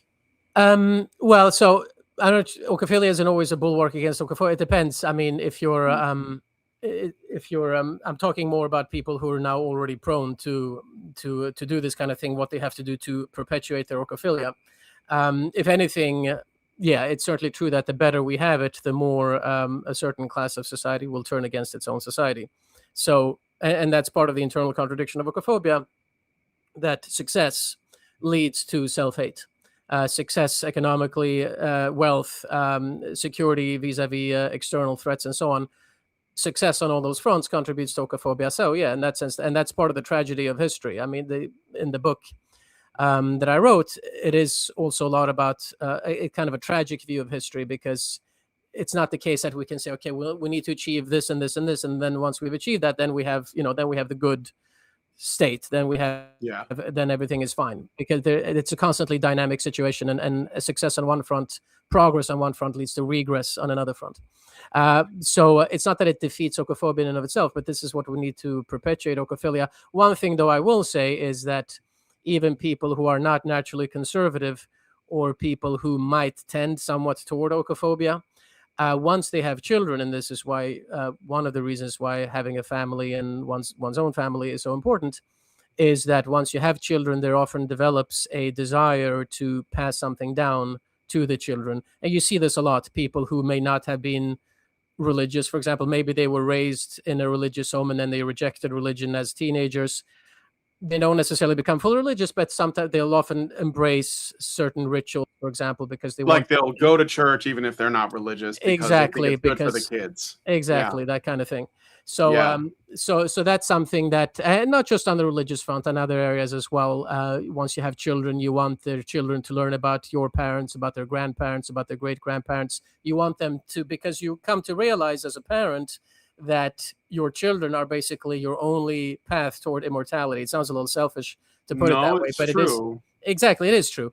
Yeah, It's- legacy and ancestry are something that we just do not value right. in modernity. Yeah, Yeah. exactly. And it becomes an extension of yourself. That's how your name lives on. I mean, of course, there's some people who, create things that, books or inventions or whatever that live on Sure. afterwards. But the main way for us to achieve immortality is through our children and grandchildren and so on. And so once that is the case, then even people who are not conservative and who might be more progressive, at least they become slightly less oikophobic, because they do start to see the aesthetic value, if nothing else, of tradition. So that's one aspect of oikophilia that can combat oikophobia, but Mhm. but certainly not all of it does. Yeah, like having skin in the game is kind of what Hmm. you're getting at. Like if You're right. if you remain single and childless, then you have no reason to invest in the future after you're gone. So you're just Yes. there to live and get what you can out of life while you're there, and then you're gone. And if you are pushing your society towards that, it doesn't affect you as much because you're going to be gone. But if you have children, it's going to change like everything. I assume if you love them, you're going to start thinking about that. And I think that Yeah. is a really good point. Yeah, and one can point, of course, at several. Obviously, there are exceptions on both sides, but one can point at several Yeah. quite oikophobic politicians who are childless. Yeah. Yeah, there you go. Maybe we shouldn't be voting for childless people. I don't know. Yeah. But Yeah. at least like people who are more than simply surface level patriotic. Mhm. So yes, I agree with that. I also think it's interesting that you brought up now going to church. Now, this isn't we're not apologists here, but I am a Christian, and I have noticed that when I go, it's almost like extended family, because like after the service is done, then there is a fellowship and everyone Yep. brings food and we all sit and eat together, and we check up on each other and we look out for each other, and it's like a participatory event, right? And Yeah. I'll call it communion, but I don't mean it in the sense of religious community. I mean in the sense of community building as a way to stem that. So Yeah, I mean, and I don't know if you're religious or what. But I'm not. I was raised religious, Jewish actually. I even had a black hat and everything until I was about 15 or so, and then I actually went off the path. But I still, even though as a non-religious person, I very much value religion. So a lot of people, when they abandon religion, they become anti-religious. I'm the exact opposite. I'm actually very pro-religious, even though personally I don't believe. But this is one of the things I love about the left. They will tear down religion and attack the church, and then complain that we don't have any sense of community, and that we're also uprooted, and that there's no proper culture here, and that other, like Islamic culture, is a proper culture. Well, yeah, it's a proper culture. I mean, it's a bad culture in my opinion, and there are philosophical reasons for this. But at least it has cohesiveness by dint of its religion. And the left has destroyed the cohesiveness that is precisely provided by religion, because, as you said, there is no force for communal cohesion as strong as religion. I mean, there's no exception to this. In all societies, religion is, bar none, the strongest element of communal cohesion. So once you tear down religion, then you tear down the most fundamental unit, the most fundamental force for cohesion in your society. And this is something that is also, again, it's universal. This is why the first steps toward oikophobia across societies is the questioning of one's own religious traditions. That always comes early on, and then eventually over time that does lead to oikophobia. Again, as you said, we're not apologists necessarily. I'm not religious myself, but it's simply as a descriptive historical matter. This is what happens. Evidence is absolutely clear. And this is why it's so important to emphasize the role of religion. We mentioned the church again, and as you said, even. And I tell people who said, "Oh, well, but I don't believe in Jesus or whatever." I said, "That's fine, but go to church anyway, because there's a real community there, and you can still learn moral lessons. You can appreciate that there are people there who care for each other, and you can, there's so many aesthetic experiences of it as well." When I was living in Germany, I got my PhD in Germany. I'm a secular Jew, but I would sometimes go to Latin Mass on Sundays, simply because I loved listening to the Latin hymns and just the I assume the experience. cathedrals are beautiful too. Yeah, I mean, some really beautiful structures for sure. And so, one reason I prefer Catholicism to let's say it's nicer to go into a Lutheran place of worship. Catholic place of worship than a Lutheran place of worship. By and large, there are exceptions, but anyway, that's a different story. But anyway, to appreciate the aesthetic aspect of it and the communal aspect of it is very important, whether you are a very loyal religious believer or not. Yeah. I know. I know that you're working on another book right now. I think it has a lot to do with aesthetics, right? It does. Yes. And what is this new book about?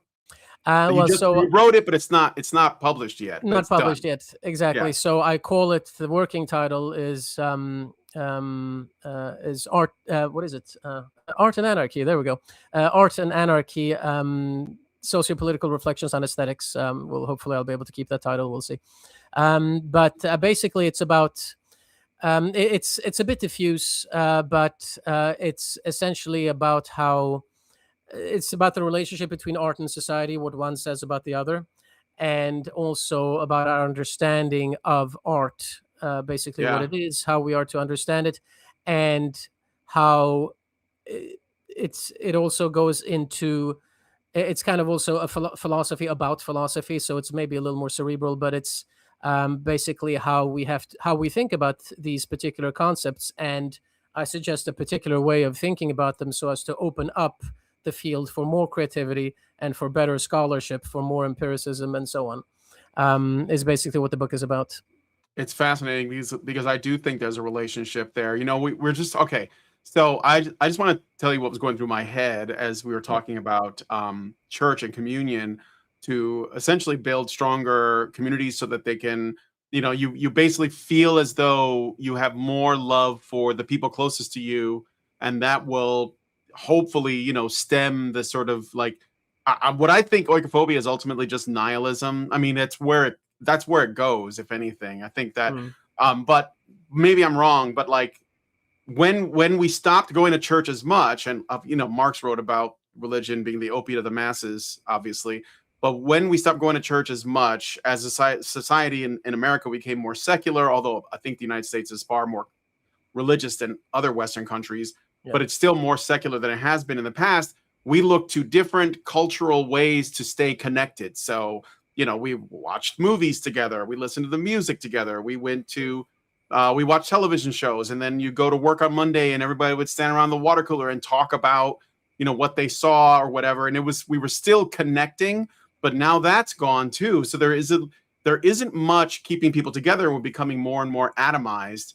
So I thought that was really interesting. That I don't know that. So the relationship between this book and your book on your art stuff, and also I think, and I mean, I don't want to go too far. Maybe I'll have you back on to talk about your book when it's out. But like because I studied art history and I watched how existentialism and Dadaism and this nihilistic stuff came in, and it basically stripped the beauty away and made everything political. And that was like in the late 19th century, maybe before that. And I think that was part of the demoralization process. Yeah, absolutely. And this is also a process that I talk about in one of the chapters in that book. And it even starts a little bit earlier. Already, Hegel talks about, famously in his lectures on on aesthetics, he talks about how art has become intellectualized. And and it's not a coincidence, right? You're familiar with these things. It's not a coincidence that people say, "Oh, he's so prescient. He saw what was going to happen later." I mean, he's obviously was a highly intelligent man, but he's actually describing what's already going on before his time. Because really, going back to the Enlightenment again, it's not a coincidence that this intellectualization of art, and therefore the downgrading of beauty, of sensory beauty vis-a-vis intellectual thought, that becomes greater at a time when the Enlightenment has completed its ridicule of religion. Because the striving toward, I mean, it can also be an intellectual process, but the striving toward the divine is often an expression, or often expresses itself aesthetically in the simple sense of a striving toward beauty, because one wants to glorify his name, glorify his creation, God's creation. Once God has been ridiculed and killed, so to speak, then what is left? Well, what is left is the purely intellectual process, and the fact that the artist takes over the role that used to be filled either by God himself or at least by the priest. Once the priest and God have been discarded, the artist becomes the new holy man, which means that he becomes his own justification. And so he's no longer, so he's no longer, he no longer has an obligation to act morally or to beautify, because whatever he does by dint of being the artist is in and of itself considered good. And that's part of, obviously this process becomes more extreme later in the 19th and then into the 20th century. But the seeds, if you will, of this process starts already in the 1700s, and then with Hegel's observations in the early 19th century. So that's part of it. We tend to think today, when we think of sort of the stereotypical or the archetypal artist, is this kind of brilliant individual who, however, morally is, not a very good person. He sleeps around and he doesn't, takes drugs and so on, right? Lives in a dirty attic and creates these amazing things, right? That's a very modern view of the artist. But that view of the artist really comes from this particular period, from France and the Belle Epoque, which was infused with these kinds of ideas. If you look at Renaissance artists, well, before the Enlightenment, they were all expected to be exemplars of virtue, and most of them were. I mean, you can find exceptions, of course, but most of them were. And it's certainly a view of the artist that would have been alien to Greek dramatists, poets, and so on. So this is recapturing, I think, different ideas of what it means to be an artist, or even just a creative person in general, even as a scholar. And I talk about how this relates to scholarship as well, and to philosophy. It's obviously very close to my heart. That's a big part of the book. Understanding that is something that would actually open up the field for more creativity, for more new things to be created, once we kind of stop being captured by this very historically limited view of what creativity and of what art is or should be. That's a good point. Yeah, I noticed when I was in art school, because I am an artist, which is why I studied art history. Right. There were a lot of people that had no talent, Yeah. but they had the correct political ideas, and so they can put together. That's why we have so much profane art that's being hung up in museums, because it has nothing to do with the beautiful and the transcendent and the divine, but it has everything to do with, like, what are you saying in the moment? And most of it is very much caught. It's like in a time capsule, like it's saying something about a specific incident at a specific time, and it's not eternal. It's very, temporally stuck. Does that make sense? Yeah, no, Yeah. absolutely. Yeah, it is, and which is why most of art that is celebrated today will be forgotten tomorrow. I mean, obviously, that's true of a lot of art from the past as well that was created and that we don't remember anymore. But it's even more. And you meant a good point. A lot of people laboring in art with absolutely no talent.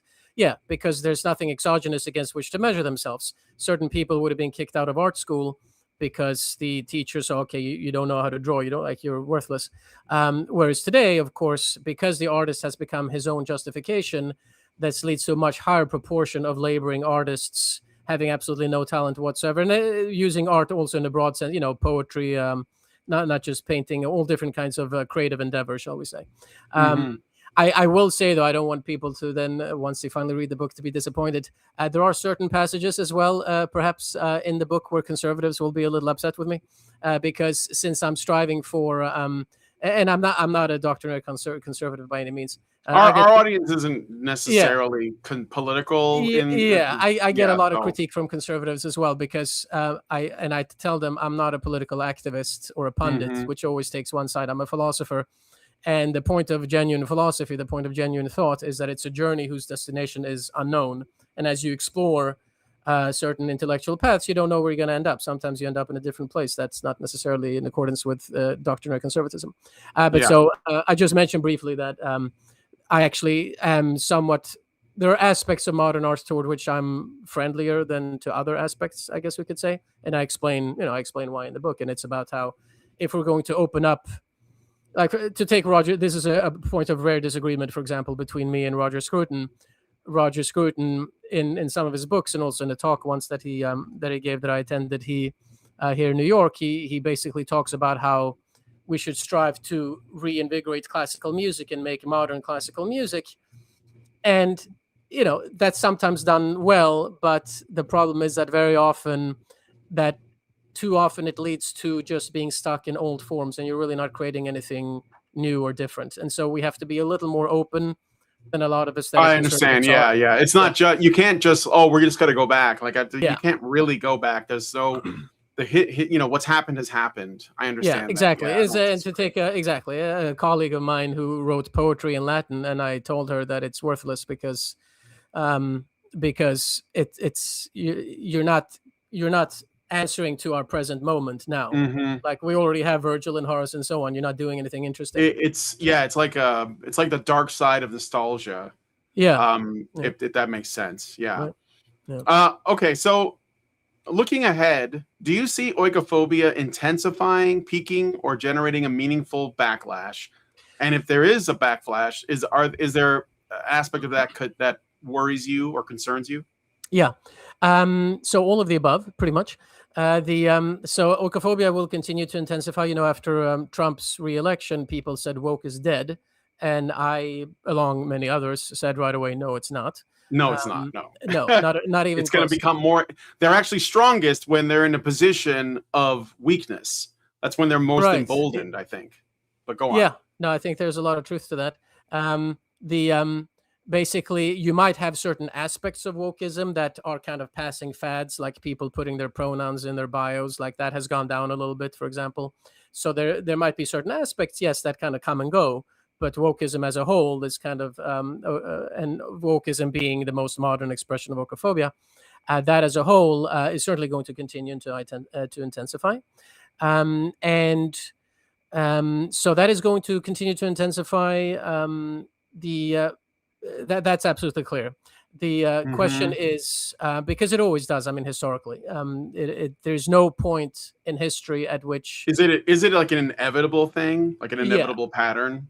Yeah, Okay. I don't like the word inevitable in the sense that one will be accused of historical determinism and from taking away people's responsibility and freedom to act and so on. And there's a whole epilogue in the book in which I address that exact issue.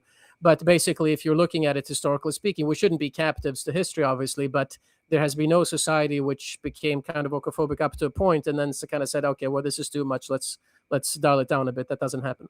So oikophobia continues to intensify. The more important question then becomes, where does it lead? Will there be a backlash? There will be a backlash, and there is a backlash. We see the backlash now. That's another reason why we mentioned UK a couple of times. Another reason why I think UK right now is actually very interesting, because one sees more of a backlash brewing there now than, for example, in France or Germany on the continent. And so it'll be interesting to see what happens. The backlash. So the backlash, by and large, is a good thing and a necessary thing. To the extent to which it will lead to violence, again, is an open question. We'll see. But even though violence will be unavoidable in at least some cases if Islamization is to be stopped. Your question about whether there are aspects of the backlash that are not so good is an interesting one, and I think the answer to that is clearly yes. The question to me is whether those aspects are so great as to outweigh the goodness of the backlash as a whole, and to that my answer is no, at least not yet. Question. I mean, parts of the backlash... No, I appreciate that answer, because I think that's where I'm at too. Like, I think it's necessary, and I hope that it happens, and I think there probably will be some degree of overcorrection, but I think that will, it'll like level out after. Yeah. I'm not that concerned. Let's put it right. Exactly. No, that's roughly my attitude as well. And I think one of the more obvious ways, is to some degree in the UK also, but I think especially here in the United States, actually, in which the more negative aspect of the backlash expresses itself is through rising anti-Semitism on the right. The left has been anti-Semitic for a long time. That's nothing new. And I mean, of course, there was a time even earlier on where the right used to be more anti-Semitic. But nowadays, the rising anti-Semitism on the right is a problem in the sense because there is this, and you see this to some extent in Europe as well, there is a sense that our civilization has been so infiltrated by foreign elements that it leads to sort of exaggerated desire for purity. So that anything that is even just a little bit different, forget about the Muslims and the Arabs and so on. They're very different already. Of course, we're against them. But even things that are a little bit different, like an American Jew who's been here his family's been here for 3 generations, even he is not pure enough to correspond to what we want American society to be. And so that is an overcorrection. That is clearly negative, I think. So that is a concern. But as I said, the backlash is so necessary, and the threat from oikophobia so strong that I'd rather have the backlash with those couple of negative aspects than no backlash at all. And then, over time, that those negative aspects could be, corrected as well. Hopefully, we'll see. But that's my general view on that. So this is a channel where we discuss primarily men's issues, legal, legislative, and political to some degree, because it has to be. Things like, child custody and child abandonment, things like that. But one of the sayings that comes up a lot, and I think that this is like going to be a little bit of a difficult thing to tackle, but there is an idiom that you see very often. It goes something like, weak men create hard times create strong men create good times create weak men. And I guess I'm wondering is, even though we still live in, things are tough, but men, by and large, behind the scenes, are somehow managing, despite all of the, let's say, attacks on men and patriarchy and their access to jobs, like, girl bossing and like all these other things, like all of the problems, men are still going out every day and they keep everything running. The roads are maintained, the plumbing, the electricity, the power grids, and all that. Do you agree with that idiom that I said before? I know that you said that men have been domesticated. And again, I don't see that saying as necessarily an attack on men. I think that it's probably speaking more to the cycle of, a rise and then decadence and then a collapse and then a rise and, and that kind of thing. And it sounds like the patterns, there's like parallels between that and the pattern you described in your book about oikophobia. So I want to know what your thoughts are on that. Yeah, no, I mean, it's basically true. Obviously it's a great simplification, and I think it's interesting to get much more into the weeds of it, which is part of the reason I wrote the book. But yes, it's that's certainly it's largely true. The little statements or expressions like that, I think, are a good heuristic kind of for understanding what's going on for people who don't for people who are not inclined to study the matter in greater detail. I think probably a bigger problem is when there are these kind of in-between studies, people who talk a little bit more about details, but who don't do the necessary work. Like Glubb, for example. Glubb wrote an essay that has been quite popular about the fall of civilizations. And it's serious enough to be taken seriously, but not serious enough not to contain a bunch of errors and arbitrary statements, such as his notion that civilizations last for 250 years, which is rubbish, because if you look at how he actually writes, you see that he has an entirely arbitrary measure of what constitutes the beginning and an end of a civilization. And such statements lead to some Americans saying, okay, well, we're going to turn 250 years old, so guess that's it with American civilization. And, right. Yeah, exactly. Well, and how is that not also part of the demoralization process? Yeah, you just right, tell exactly. people, well, this is it. This is how long we last. So I guess stop. Don't bother to try to make things better or change anything because time is up. Sorry, you were born in the wrong century, right? That's right. Exactly. Yeah. So no, it's very demoralizing. So little brief heuristics like that, as the one you mentioned, I think are generally good because it's quite accurate. It's these kind of in between half serious studies that get all the attention, such as unfortunately Gad Saad, Suicidal Empathy. They're the texts that the efforts that I don't like because they actually teach things that are wrong. So I agree. I agree with that statement largely. Yeah. Do you think that the idiom is meant to be accusatory, like the probably blaming men? Yeah. I mean, it blames certain men. I think it probably blames more circumstance, but I mean, circumstances. About how.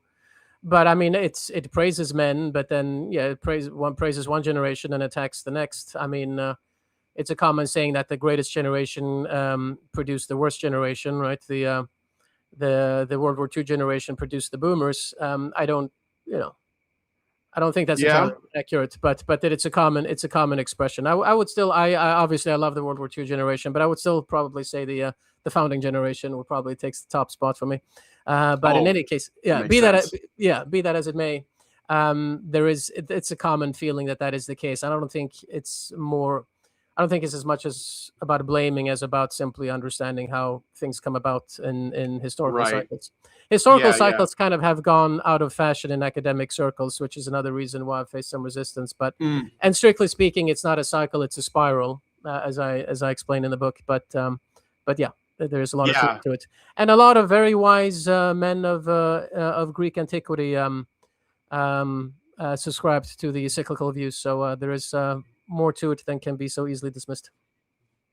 Okay, so let me see here. Some argue your term, or this term, it's not yours, that the term oikophobia is too broad or polemical. What would falsify the oikophobia thesis for you?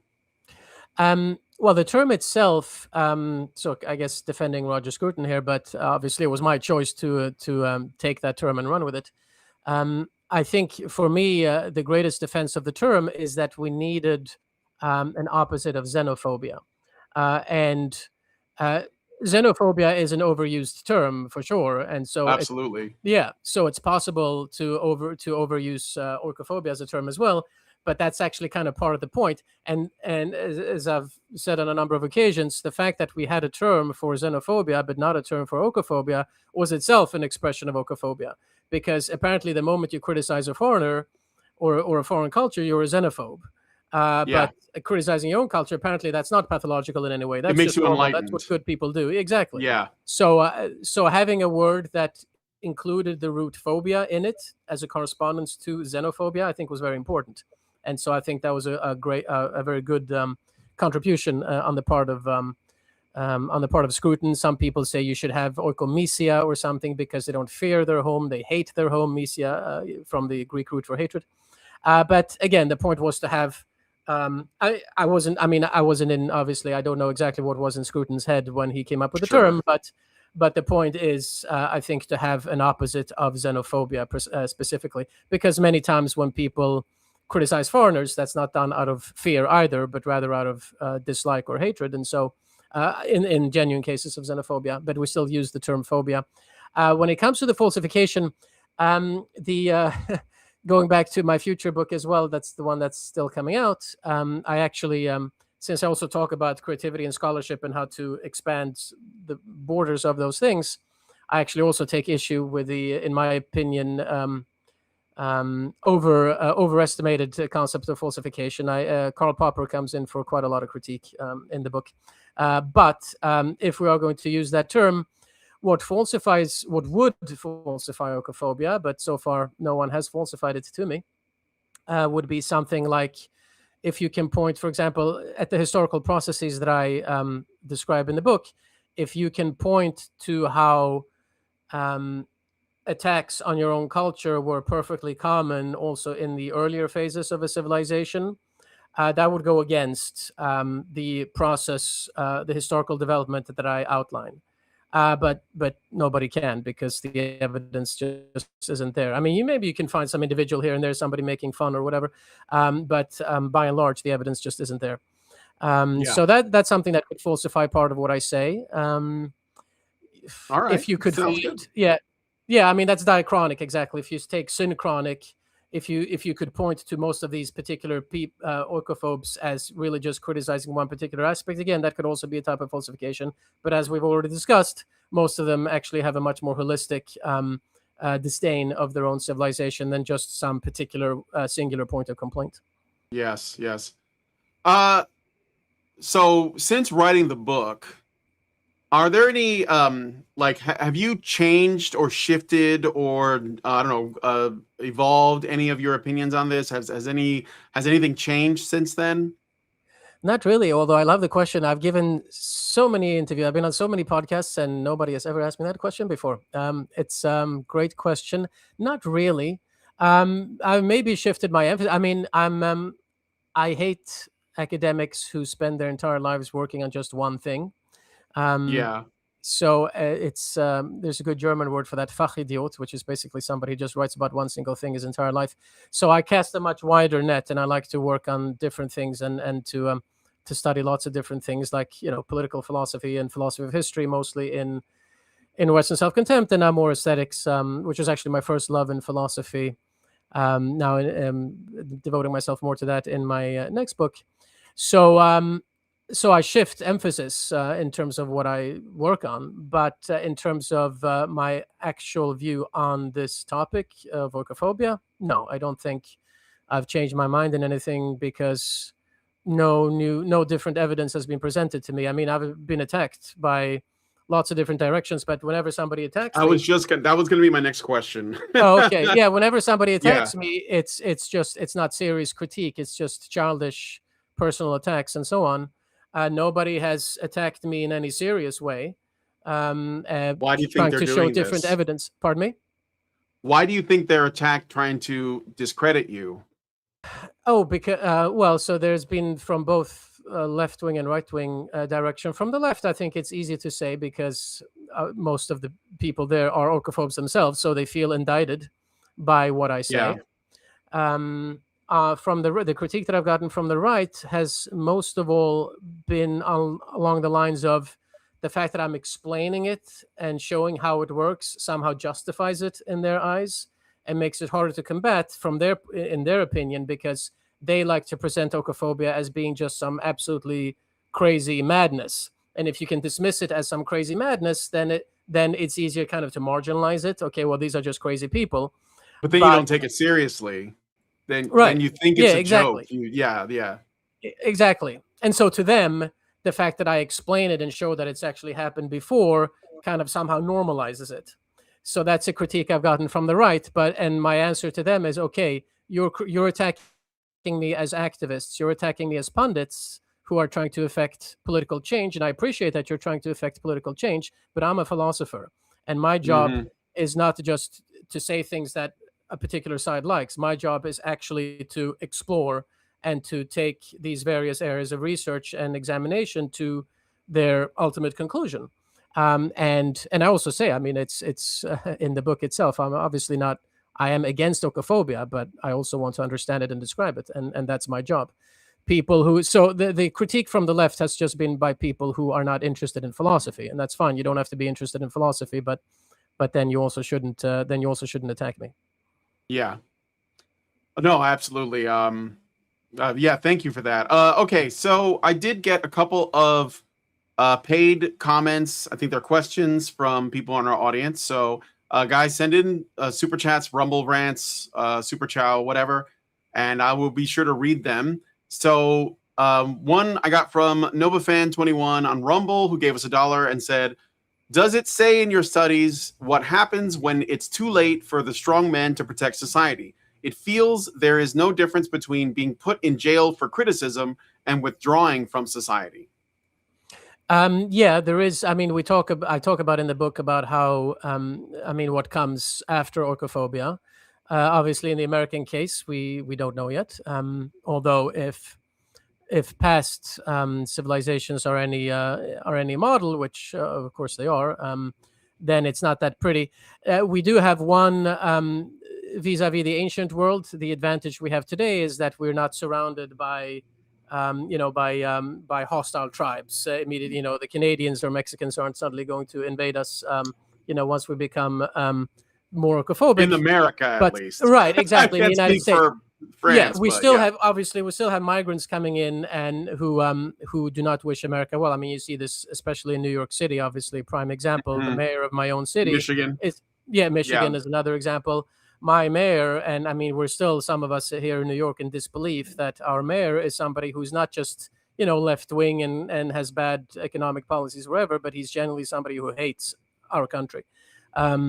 That's the case here. So that's part of what happens, except in greater degree. Now, ancient civilizations, once they no longer are able to fend for themselves, you can think of oikophobia as a destruction of the immune system. They are then no longer able to defend themselves against barbarian hordes. So we don't have foreign armies invading, and you see this even more in Europe, it does lead to a dilution of the culture, to demographic collapse often, and ultimately to violence. The question is simply what kind of violence, whether a society collapses through foreign invasion or whether it collapses through violent infighting between oikophobic and non-oikophobic factions and the allies of the various sides. That's something which it will be interesting to study Europe now to see what happens in the next couple of years and decades. And as we've said, I think the UK is right now the most interesting area there. But yeah, that's essentially what happens. Yeah. All right, and I got a $5 super chow from Official Reverse Trad for $5, and he says, question for guest. If I hate my hometown of New York City because it's oikophobic with regards to the national identity of American and a few similar things, am I an oikophobe for hating my home city for being oikophobic? Seems like a tricky question. Well, it's as a New Yorker myself, it's a question close to my heart. No, I would not say that you're oikophobic because you still love America. You're for America, if I understood the question correctly. Yes. I would say, just as a fellow New Yorker, one thing I would say in favor of New York, unlike places like DC or Seattle, for example, New York is at least big and diverse enough, using diverse here in a positive sense for once. It's big and diverse enough that there are pockets of sanity in New York, as the questioner probably knows. If you know where to go, you can actually find a lot of sensible people in the city, unlike some other places. But no, I would certainly not call somebody like that an oikophobe. Although I would, as a selfish New Yorker, I would hope that my fellow New Yorker stays in the city and tries to improve it rather than jumping ship. Just flee. Yeah, exactly. Although I would understand it if he does. But well, a lot of the big businesses left because they didn't want to be taxed. Oh, like yeah, 90% right. No, or I mean, whatever. if you're a big business, sure. I mean, yeah, why would you stay? Of course. I mean, it's the only more as a way private to sort of individual, like not just survive and preserve your business, but also to, I mean, I don't want to say punish, but send a message to New York, right? Yeah. Same thing happened in And I would California. say, and it obviously, So yeah. And if this person, for example, has young children, for example, I could also understand you wouldn't want your young children to grow up in a place where he's going to be indoctrinated in the public schools or the streets are going to be unsafe and so on. So, so obviously everybody's situation is different. So I can certainly understand the people who want to leave, but no, not an oikophobe. all right. Well, thank you for that. I'm just going to double check to make sure I didn't miss any comments from anybody. And I don't see anything here. So I guess like I wanted to just ask one last thing, and then I think we can wrap it up here. So I've been doing research into various like Frankfurt School professors, but also the people who preceded them. And I feel like it may have, or at least like one of the big parts of this history is Hegel. And you mentioned Hegel, I think, when we talked today. Would you say there's a way to connect the Hegelian dialectic to this oikophobic, I guess it's a critique of Western civilization, or is that like a little bit of a stretch? Not really. I mean, I don't think it's that much of a stretch. I mean, you have plenty of, as you know, right-wing Hegelians and left-wing Hegelians and doing battle with each other. And Hegel, partly also because early Hegel is such a terrible writer, it makes it easier for him to lend himself to different interpretations. He does become better over time. He certainly is. He becomes a better writer with age. Yes. Yeah. You compare something like the philosophy of right with the phenomenology of spirit. The earlier work is much worse written than the latter. But that aside, yeah, I mean, it's the teleological aspect, if you will, of Hegel's philosophy of history that can become a little dicey. Now, obviously, there are people, including Nietzsche, who have made fun of him to a degree that he doesn't quite deserve. But and I criticize this as well. This aspect of his in the book, the overly teleological flavor of his philosophy of history, the idea that, okay, well, if things progress toward a particular goal, toward a particular point, well, then the end of history. Yeah, right? Exactly. That lends itself to this kind of positivism that I mentioned before that does, to some extent, seek to tear down tradition.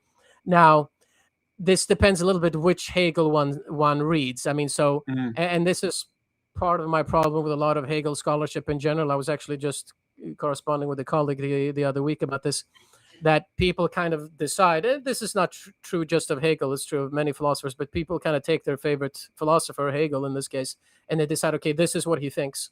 And then they kind of reject everything that goes in a bit of a different direction, which is especially problematic in the case of such a voluminous writer and lecturer as Hegel. And this is where people forget the philology you mentioned in the beginning in your introduction. My PhD is in philosophy and in classical philology, philology being the study of language and literature and so on. And the philological dimension always has to inform our philosophizing. We have to pay attention to what the person actually says, black on white, and not just kind of have the theory in our mind. Okay, Hegel says this, Marx says this, and that's it. No, look carefully at the detail of what he actually says. And there you see that there are certain passages where Hegel certainly does go in a kind of end of history direction, which is the more teleological aspect that I find bad. And then there are other passages where he does seem much more strongly to acknowledge that actually, no, history is not over, and it's not the kingdom of Prussia that's the culmination of history, and so on.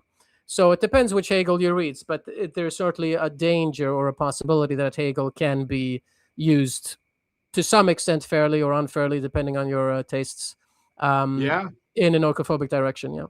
All right. All right. Well, then I don't feel so dumb. All right. No.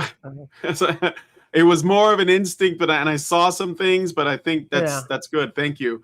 I got one more super chat came in late, and then we'll go from there. So Zeranx gave us $10. I think he's also a New Yorker. He said, came into this late, but as a fellow New Yorker, I've long said New Yorkers are more libertarian in attitude, at least. Is that correct? And how do you reconcile that with Mamdani's election? Yeah, so I have a theory on that one, but go ahead. Oh, okay. Yeah, I'll be curious to hear your theory. It's not complicated. It's women. Okay, but the perspective of an outsider could be good. We're kind of stewing in our own New Yorkism here. Yeah. So I think it's true when it says that we tend to be libertarian. I think there's a lot of truth to that. When it comes to Mamdani, his victory, yeah. So this is, and people have talked about this, when they studied the electoral map of New York City. A lot of it, and this goes to what we talked about before about the dilution, demographic dilution, and so on, and cultural dilution. A lot of his voters are immigrants who came from parts of the world where they have a similar kind of attitude toward the United States as they Mamdani vote on has. tribal lines, or they at vote least... on tribal lines. Exactly. Yeah. I have an article coming out now, actually, just this week, on what I call ethnic memory and how that operates politically.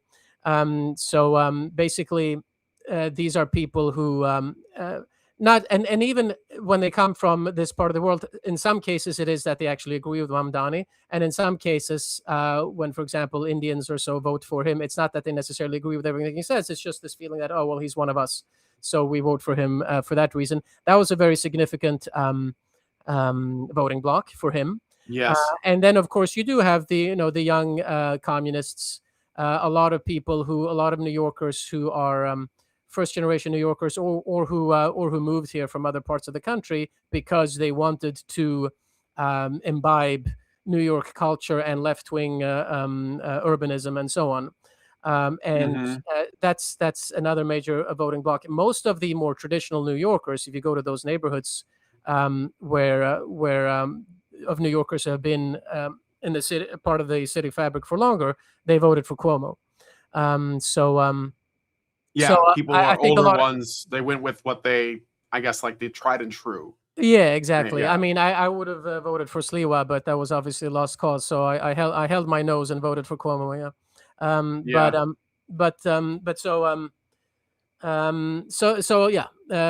That's why it's a story of a tale of two cities, as opposed to a story of two. Yeah, I think New York, the cities have very hardy people, hardworking, and they, especially New Yorkers, they typically are they feel very strongly about their home city, but apparently it wasn't enough, because the truth is that yes, a lot of them vote along tribal lines. There was an election in Minnesota where there was a Somalian running for mayor, and he lost because there were other Somalians. If only Somalians voted for him, he would have won. But he was in a different Somalian tribe than some of the other Somalians, and that's why he lost. Right. So it was because he was the wrong Somalian for the Somalians. Right. Yes. So yeah, anyway. Exactly, and that's the danger of ethnic memory. And, it has and this is like a thing that we have to also face as a reality. Like in the United States, in first world countries like this, people typically don't think along those lines of, I'm going to vote for the guy who is in my tribe. But people from the third world and such, they will. That's like what they know. And that's a very important point you raise. And the reason it's so sad is because one of the major achievements of Western civilization, and this goes back already to ancient Greece as well, is the overcoming of tribalism. Basically, the invention of politics, which is effectively a Greek invention. The idea that they used to, they were divided into tribes as well, and then they come together into a polis, where you basically elevate the fellow citizen, the importance of citizenship. That my fellow citizen doesn't have to be a part of my tribe, but he's my fellow citizen, and that's what matters. And the establishment of politics, a political system over on top of tribal lines and kind of erasing tribal lines, that is one of the core achievements of the West, and that's being completely destroyed by the influx of still tribal cultures. All right, that's great. Okay, well, guys. Oh, first of all, Benedict, thank you so much for coming on our show. I don't know if you want to have any questions for us or our channel or anything like that, or any final words you'd like to say. No, not really. I would say it might sound a little hackneyed, but to combat oikophobia, I think it's also important to remember the good things we have. You mentioned accelerationists and so on. I think a gratitude toward nihilists. Nihilist, exactly. Gratitude toward the all the men who came before us is important, and to everything that they built, and that we should continue to build on their foundations. So I think, continue to be grateful in spite of all our problems.